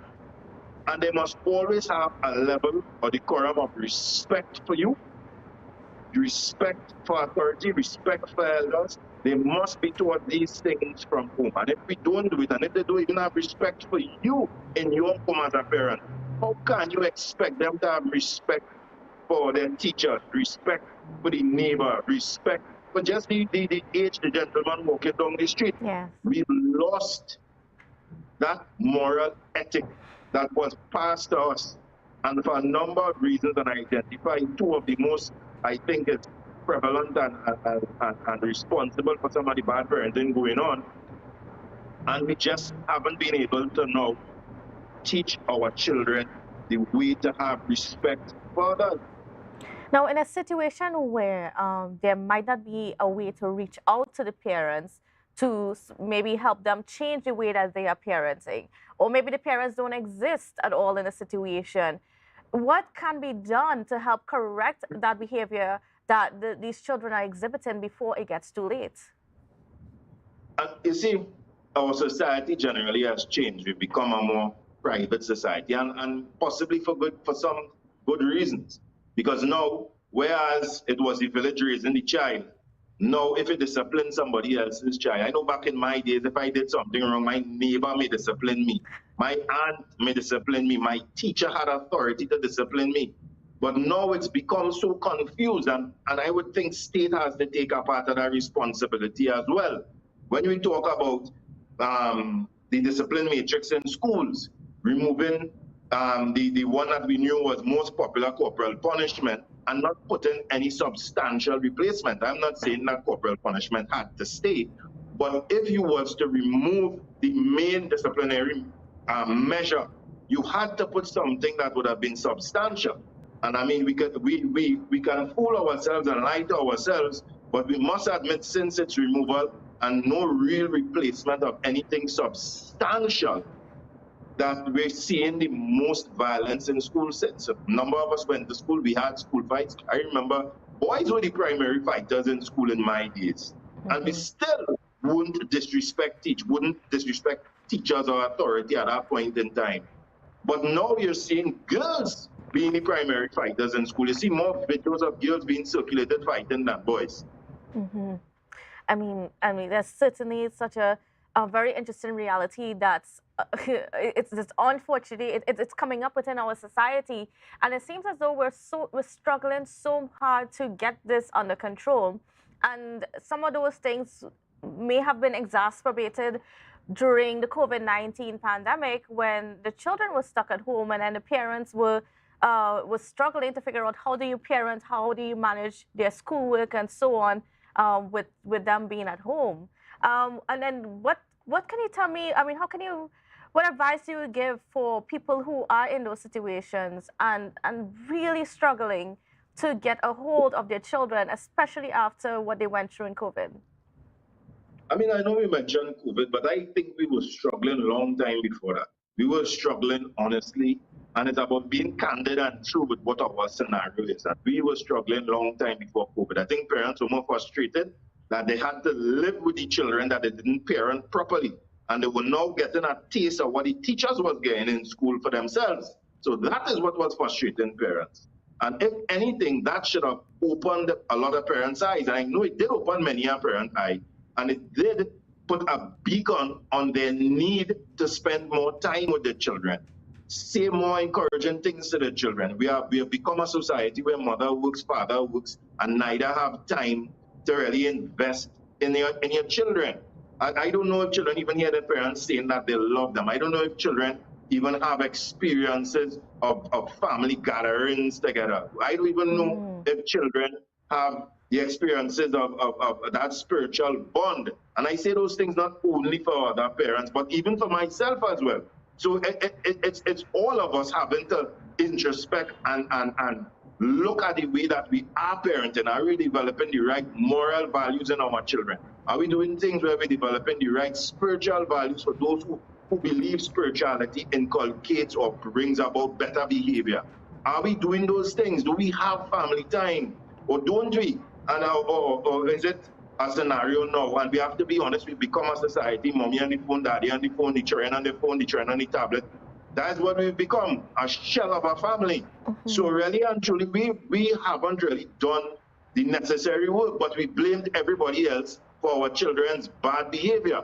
Our children are being taught by the PS5, they're being taught by the tablet, when they're being taught by TikTok, when they're seeing all these crazy challenges of trying to hurt people, trying to hurt themselves. And we have to be honest that we now have to take stock. And this is where I think state investment must take place. This is why we need the right people to be supported, the right for parenting training in the communal space, the community. You have to attack this from the root and get into the community to attack it. Buying guns and buying vehicles, it makes no sense because we keep cutting off the top of cutting off the branches, but we're not dealing with the root cause of the problem. The parent, the family is the best deterrent to crime. Supporting the family in those things, even supporting persons who aren't parents yet, letting them know the duty of what parenting is. It's not an easy task. It's a task that comes with a serious responsibility. It's a task that you are actually taking a whole new life into your care. It is not that easy, and it's better for some people to not have children if you're not ready to do that, or not have as many children that you know that you cannot manage. And we have to have these discussions. Sometimes you get the excuse, I have 8 children, I have 9 children, I have 7 children. But you have to have some kind of management about the way you carry about your life. And I'm not saying that these things will happen, but we need to start to get down with those who are trained into the communities and start influencing those who may have no children and even those who have children already. To better correct the issue that we have, and we have to deal with this from the root cause. We need a proactive approach. Everything we look at when it comes to crime is reactive. It's investigative, which is necessary, and the reactive approach is also necessary. But it must work simultaneously. They must run concurrently. And the same amount of investment that you're invested in the reactive part, you have to have a significant amount in the proactive part. And if we don't do that, we will continue to buy guns, we'll continue to buy vehicles, and they will continue to buy guns, and they will continue to form their gangs and be 6 and 7, 8, 9, 10, 11. unless we could get to the root cause of the problem to get them to not want to be involved in a gang, but want to be in a police youth club, not want to be a part of a killing organization, but want to be a part of an organization that would encourage a community to produce good lives, like the Pathfinders, like the Scouts, like the Cadets, like these institutions where youth could change a life. My life. Where's my part? My part is still cool. CCC. This is the area that we need to start to beef up. These are the areas that we need to start to put true financial injection into. Now, as you mentioned that, I mean, we had a situation where, I mean, earlier this week we found out that only $1.5 million was given for the management of all the police youth clubs in Trinidad and Tobago and so on. And the question was asked, you know, these have proven to work in the communities in terms of helping young people refocus the track that they're on and refocus their behaviors and so on. And yet we didn't see that kind of injection or financial injection into those organizations. What are your opinions on this? I mean, do you think that the government is serious about correcting or helping our communities get better? Every government, same thing. And it is because they are hardened. It is because they do not listen. I have spoken to every government. I've been on committees dealing with social issues with every government. And I believe that I have the right to say no, because I've spoken to more than one prime minister on it also, that we do not realize how much social issues impact everything else around us. The human resource is the greatest resource of this planet. And if we do not deal with the things that present themselves as social issues and invest heavily, not only with money, but with time, with passion and true commitment, nothing is going to change. But you see, the preventive approach to some is unappealing, because many a time it takes very long to gather the statistic, sometimes to determine how the crime went down, or if they didn't see it, and all these things. It's always easier to say, well, crime, I buy real guns. It's always easier to do. It's the easier approach to react to crime than to truly put in a proactive, strategic approach that could serve us well in the next 10, 15 years. It may not be now. We're not going to get a knee-jerk reaction like you want when you could say, bring out our guns and do X, Y, Z.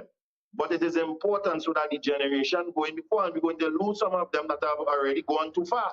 We have to be prepared to have the reactive arm deal with those, bring them into detention if they won't change. But the younger ones coming up, and we are starting to see the age decrease, 15, 14, 13, shooting and killing, being killed as well.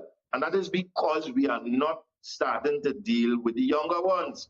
And until we realize the value of injecting meaningful investment and getting serious people who are really serious and are knowledgeable at the ground, not people who just form up NGO here and form up there, but people that are truly invested on the ground for free, if they give them, to go into the ground, work with the communities, give them the support, form these communities. We see that happening in the enterprise community. That was the best test model. It was driven with crime. And then we had the operational approach where the police kept those that were too old to change at bay.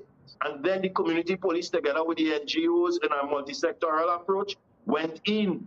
And instead of going in and being the controllers of the area, you went in and started forming those community residents, which are always in the majority and want the best for their communities, into community-based organizations. Many of them that are still in existence in the enterprise area today still. Crown Trace Youth Empowerment, Dash Trace Youth Empowerment, Chrissy Terrace the same. Hoover saw, Brechin Castle saw what was happening in enterprise, didn't have as bad a criminal rate as enterprise. And they adopted it and duplicated the same and formed Brechin Castle Youth Empowerment Committee. So that is what you want to do across the nation. That is what you want to spread. You want to support these groups. I made mention of all these groups here who we have formed up. And I'm pretty sure they have challenges. Possibly they need funding from the community development to do things in the community. We've had to go back and lobby for them to get their early childhood centers open that still remain closed. This is how you have to change the community. I have seen the drug lords and the kingpins. Give respect to these groups after they start empowering the youth, and start telling the younger ones about lying on the block with them, stop lying with them. And it's for two reasons. One, sometimes even the drug man have a conscience. And two, he not realize when it has positive influence inside, he don't even know he could trust them again because they could rat out his operation. So we make it seem a lot harder than it really is, but it is because we are not investing in what is necessary and important. We like to call up boards to have meetings and have a convention and have a conference, and we're not getting down onto the ground. And until we get there, nothing will change. Until we get there and we can talk to the single mothers, we can talk to the fathers, we can talk to the separated parents who have loggerheads and bacchanals so that their children are caught in the center of this broken family issue, and don't listen to either of them and listening to the gangman now because they feel the gangman like love him more than your own mother and father. That is where we have to get down into to truly impact change in our country, and it will work, I guarantee you. All right, with such wonderful words of wisdom here as we try to better understand the situation that's growing here in our society. I want to thank you so much, Mr. Fields, for being on with us and for giving us your perspective. But viewers, we are not yet done with our program. We've got a lot more coming up for you, so please don't go anywhere. We'll see you after the break. The energy fill the skies.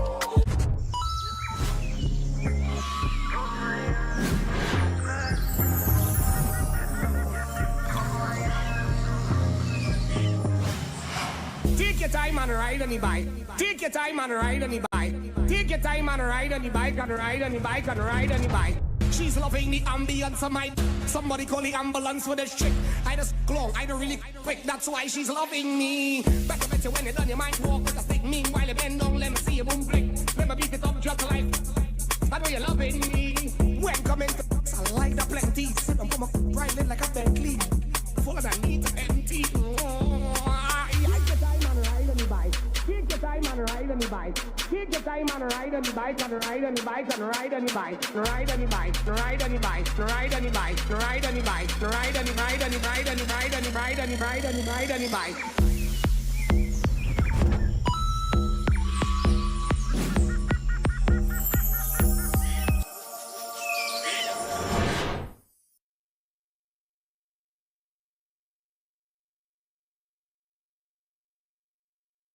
Rotisserie, mouth-watering fries, salads, combos, and specials galore. Feeling for something to eat? Come and see. Our rotisserie is seasoned to the T. Kicking chicken, masala, and jerk roast. Crispy fries made from scratch. Who do you know can beat that? Or salads freshly cut and packed. When you taste it, you'll be wanting to come back. So come check us out on number 2 Robinson Street, Uptown Scarborough, Tobago. We open on Saturday nights from 7:30 to 11:30 p.m. Monday to Thursday, we're open from 10 a.m. to 9:30 p.m. and on Friday, 10 a.m. to 4:30 p.m. Contact us at 772-7443 and all social media handles at The Rotisserie Factory. Loving gives me fever. I feel like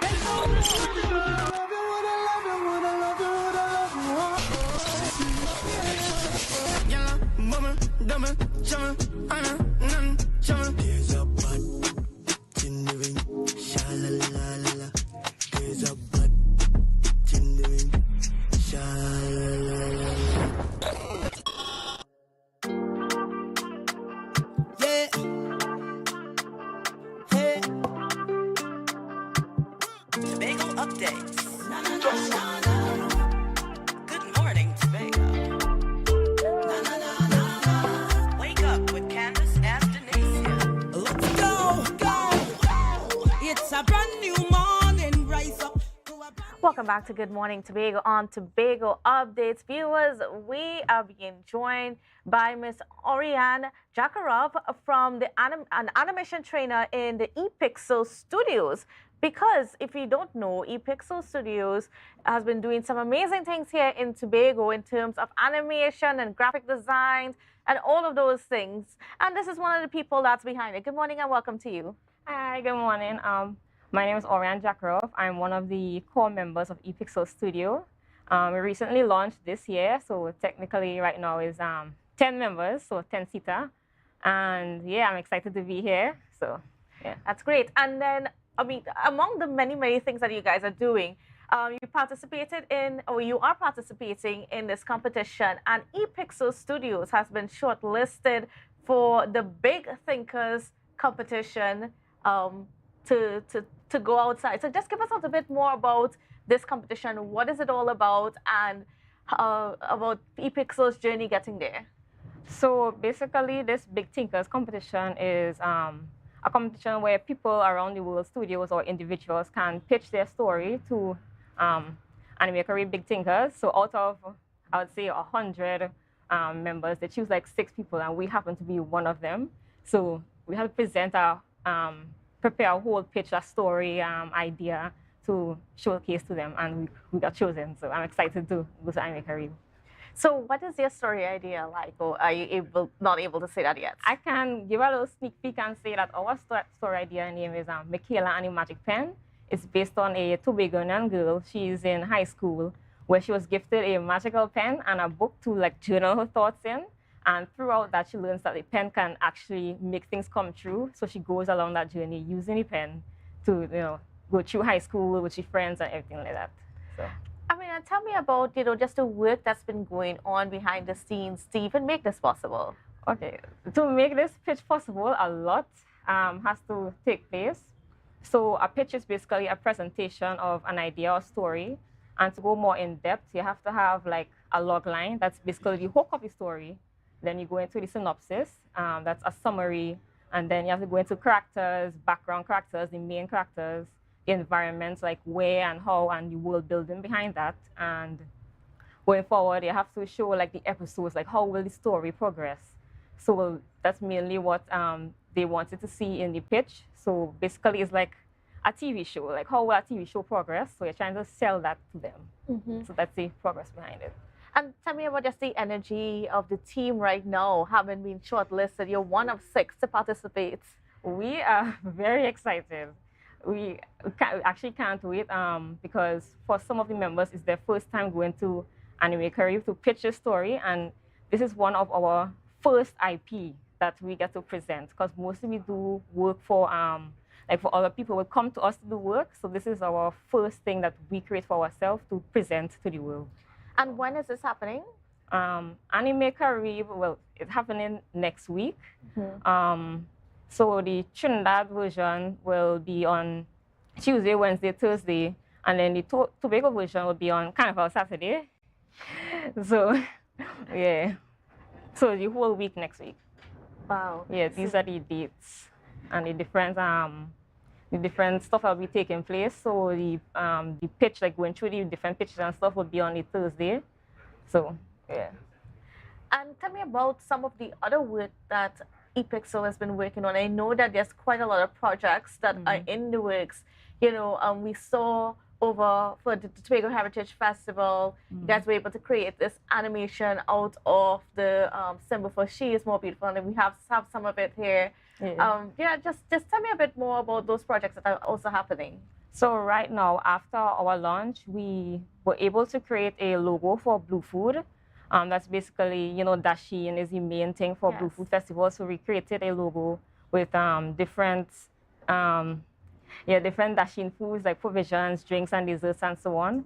So this is the logo that we created. And we also did a logo for Tobago Carnival, and we also did an animation for that. But mainly the logo is what is being showcased everywhere right now. So, yeah. And aside from that, we also did an animation for the Commonwealth Youth Games, where we use the mascot to showcase the different events like football, bicycle, swimming, and the different activities that we're going on. And yeah. And I mean, what is the process like in terms of, I don't know if you could give me a little synopsis, a little brief synopsis of, what's it like, putting the ideas on the screen like this, Yeah, so normally when you're starting an animation, you have to have a storyboard. It's like a rough sketch of how the story would flow. So like little, it could be simplest drawings, little rough sketches of how the next scene will look like. So if it's like I sit in here talking to you, that could be a panel in a storyboard. And then the storyboard will go into cleaning up and like how it will progress throughout the story. So cleaning up color, backgrounds, concept art, how we want it to look. And it's a very long process, especially for the Tobago Heritage one. We took months to do that. And for the Commonwealth, we only took 1 week. That was a very tight deadline. So we tried to like pace the certain stages of creating an animation to get to the final result. All right. So, I mean, of course, I mean, this is in a way introducing some of the things that ePixel Studios are doing here in Tobago. But if people want some services from you guys, they can get it from you guys. Tell me about the process of what it's like to, you know, come to you to book an animation. I don't know. How does it work? So it's an easy process. You can check out our website at epixelstudios.com. That's e-pixlstudios.com. And on that page, you will see our contact, and where you can contact our studio manager, Ashaki.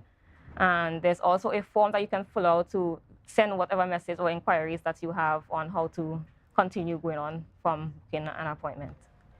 And then, so if people are interested in attending the Anime Bay event, how can people register to be a part of it? There's a website called eventbrite.com. So we can search Anime Carib Eventbrite, that's EVENT and BRITE.com. And you'll see, as soon as you go on the page, you'll see like the registration and the ticket. The admission is free. It's free. But you would like to know who's coming in and so on. So you can check out the website. And where is it Tobago part of it happening? That is still to be confirmed, but so far I will assume it will be at our studio or the Scarborough Library, but I think it will be most likely in our studio. So that is around by Carnival Road, the Cove. In Cove, yes. Yeah. And you know, what is the prizes like for the competition? What are you guys hoping to be able to win at the end of the competition? Well, the prize would be that if we win the competition, sponsors will come to us to help us progress the story. So in Anime Carib, it will have like people from Disney and people from Nickelodeon and so on that will come to help us progress our story going forward to make it an actual series. All right, great. Well, I mean, I just hope that people are interested, even though we have Carnival coming up, and unfortunately Carnival is clashing with it. But we do hope that the young people can be able to still try to be a part of it. Yeah.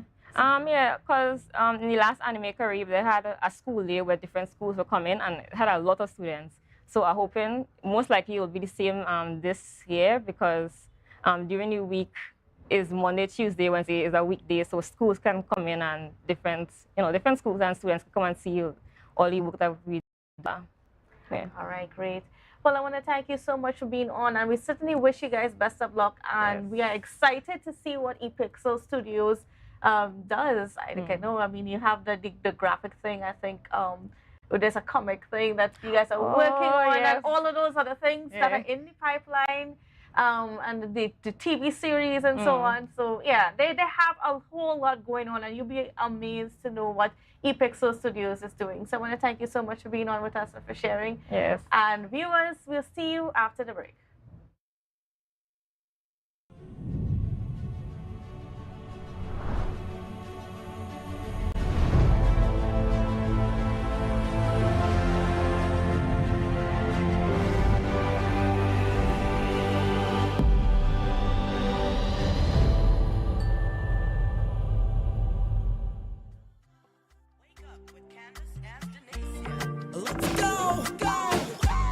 It's a brand new morning, rise up to a brand new dawning as the passion start to rise. The energy. MI4 Security Services Company is the most advanced security service in Tobago.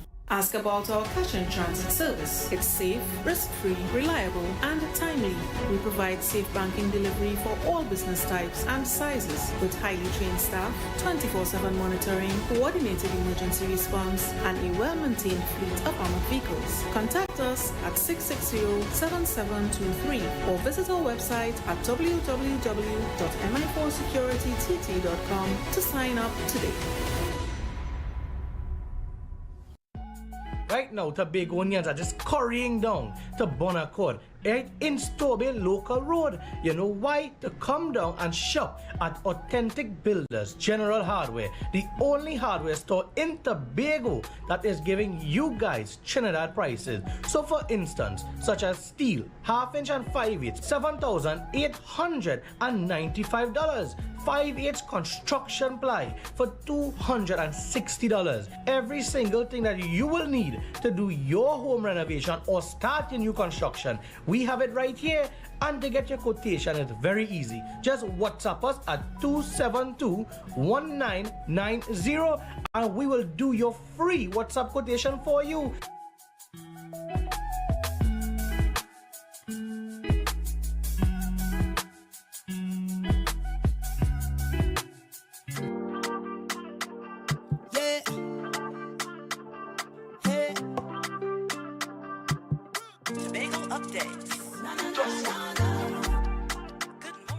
Welcome back to Good Morning Tobago. On Tobago Updates, well, viewers, I'm now being joined by Mr. O.J. Richards, who, well, you know him as one of our best panelists here in Tobago, at least someone who has been doing so much good in the area of pan, but right now he's here in the capacity of musical director of TPAC's Queen of the Road show that's going to be happening tonight. Correct. So special good morning and welcome to you. Good morning, and thank you for having me. All right, so now for those who are living under a rock and don't know what Queen of the Road is, what is it?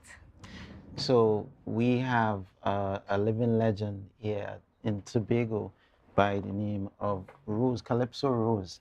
And we at TPAC, the Tobago Performing Arts Company, we wanted to pay homage, we wanted to pay respects to our living queen, our living legend while she's still alive. And we put forward a production which was written by Roma Spencer. This production is given in detail the life and the journey that Calypso Rose would have made from when she started singing into her stardom now and her success that she's achieved now. And we at the Tobago Performing Arts Company are truly honored to be able to put forward this and to pay this respect to our legend, our living legend, right from Bethel, Tobago, Calypso Rose. And just before we get any further, I just want to play this clip for you about what you can expect a little later on.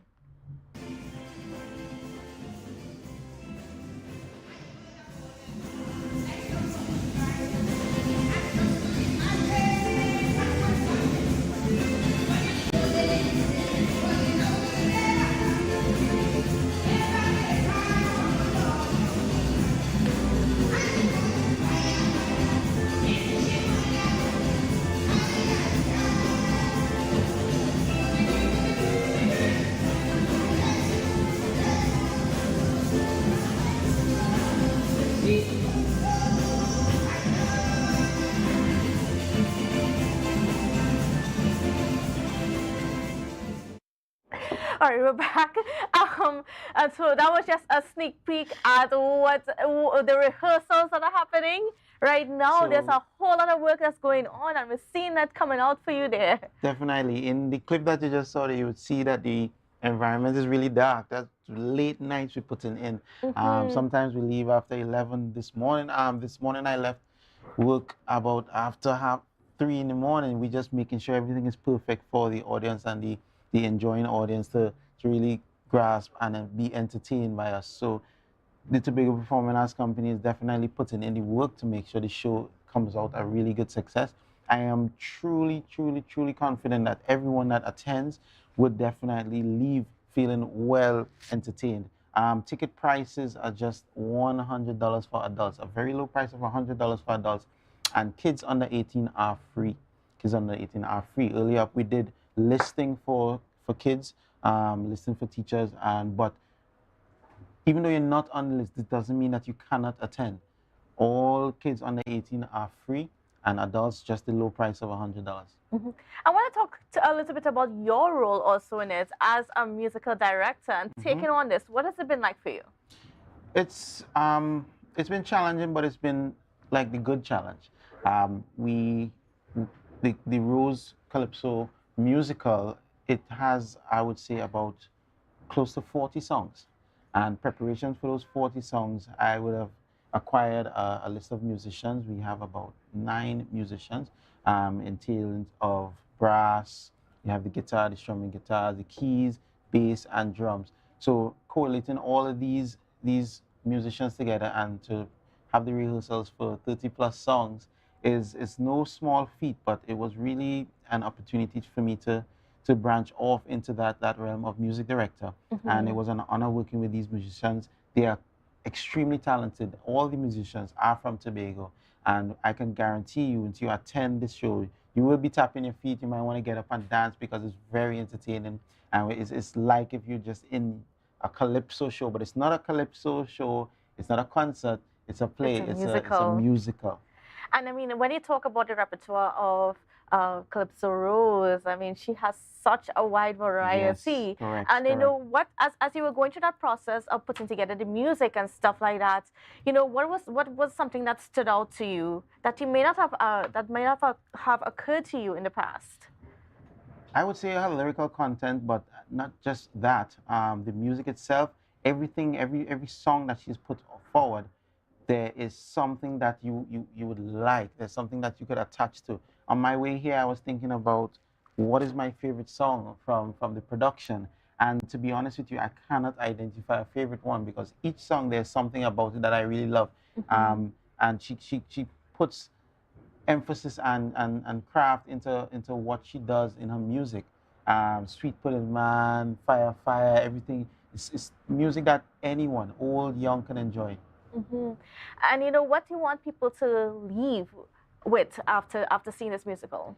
So the journey that Calypso Rose has made, coming up in a male-dominated field of Calypso, I mean, because a female Calypsonian was unheard of basically back then, and she pushed through all these fightbacks and these pushbacks from the church, from whatever. I'm not trying to say too much about the play before we get there tonight, but I've learned a lot of her journey just by this play alone, and I'm honored that we could share it with a lot of people, because there are some things that persons would not know about Calypso Rose. I mean, we know the fame, we know the greatness, we know what she has achieved, but we don't know what she's been through to reach where she is today.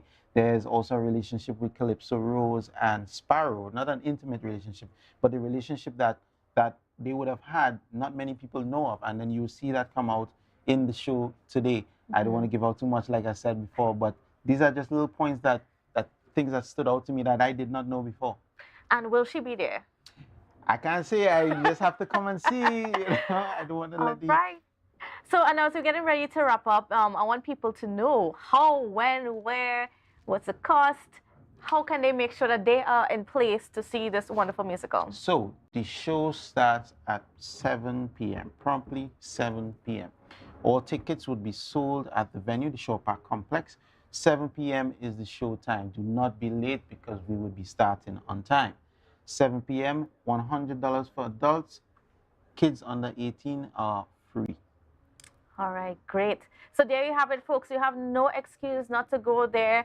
I mean, if it's one thing that you're going to do this afternoon is go to this Calypso Rose show, this musical, you know, the Queen of the Road, Yes, the musical. I also like to say this is a perfect event for the launch of Carnival, our own Tobago Carnival, and for us to be able to honor someone right from Tobago through our Tobago Carnival. If you're not interested in going out on the road and dancing and fetting and whatnot, you're looking for a different avenue to enjoy the Tobago Carnival, this is a perfect event for that. And I encourage everyone, young and old, to come out and enjoy. Okay, great. I want to thank you so much, OJ Richards. Thank you for having me. And I'm certainly looking forward to see you in this role of musical director. Yes, We're all very proud of you as you continue to grow and be an influence within the space. Thank you very much. All right, viewers, that's how we're going to have to wrap the show this morning. Make sure you go and check out Queen of the Road. You're certainly not going to want to miss this. And yeah, hope you, whatever you do, I know there's quite a lot happening, especially with Carnival just around the corner, just a week away, actually. So have a safe and wonderful weekend, and we will see you again on Monday.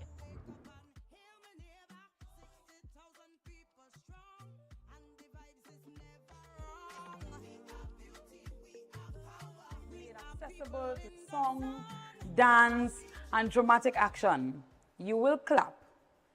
Over the last 6 weeks, we have taken a journey starting from the 1940s all the way up to 2019 when Rose performed that very iconic feature in Coachella.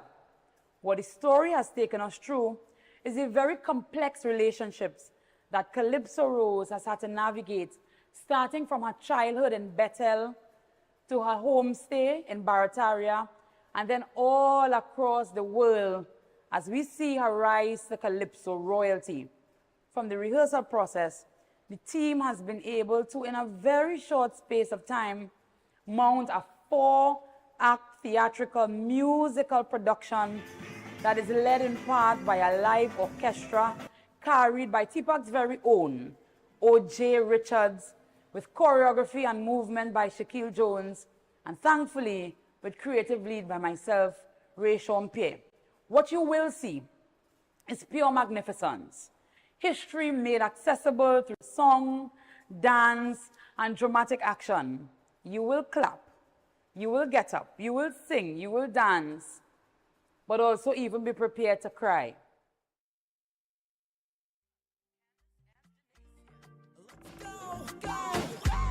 It's a brand new morning, rise up to a brand new dawn.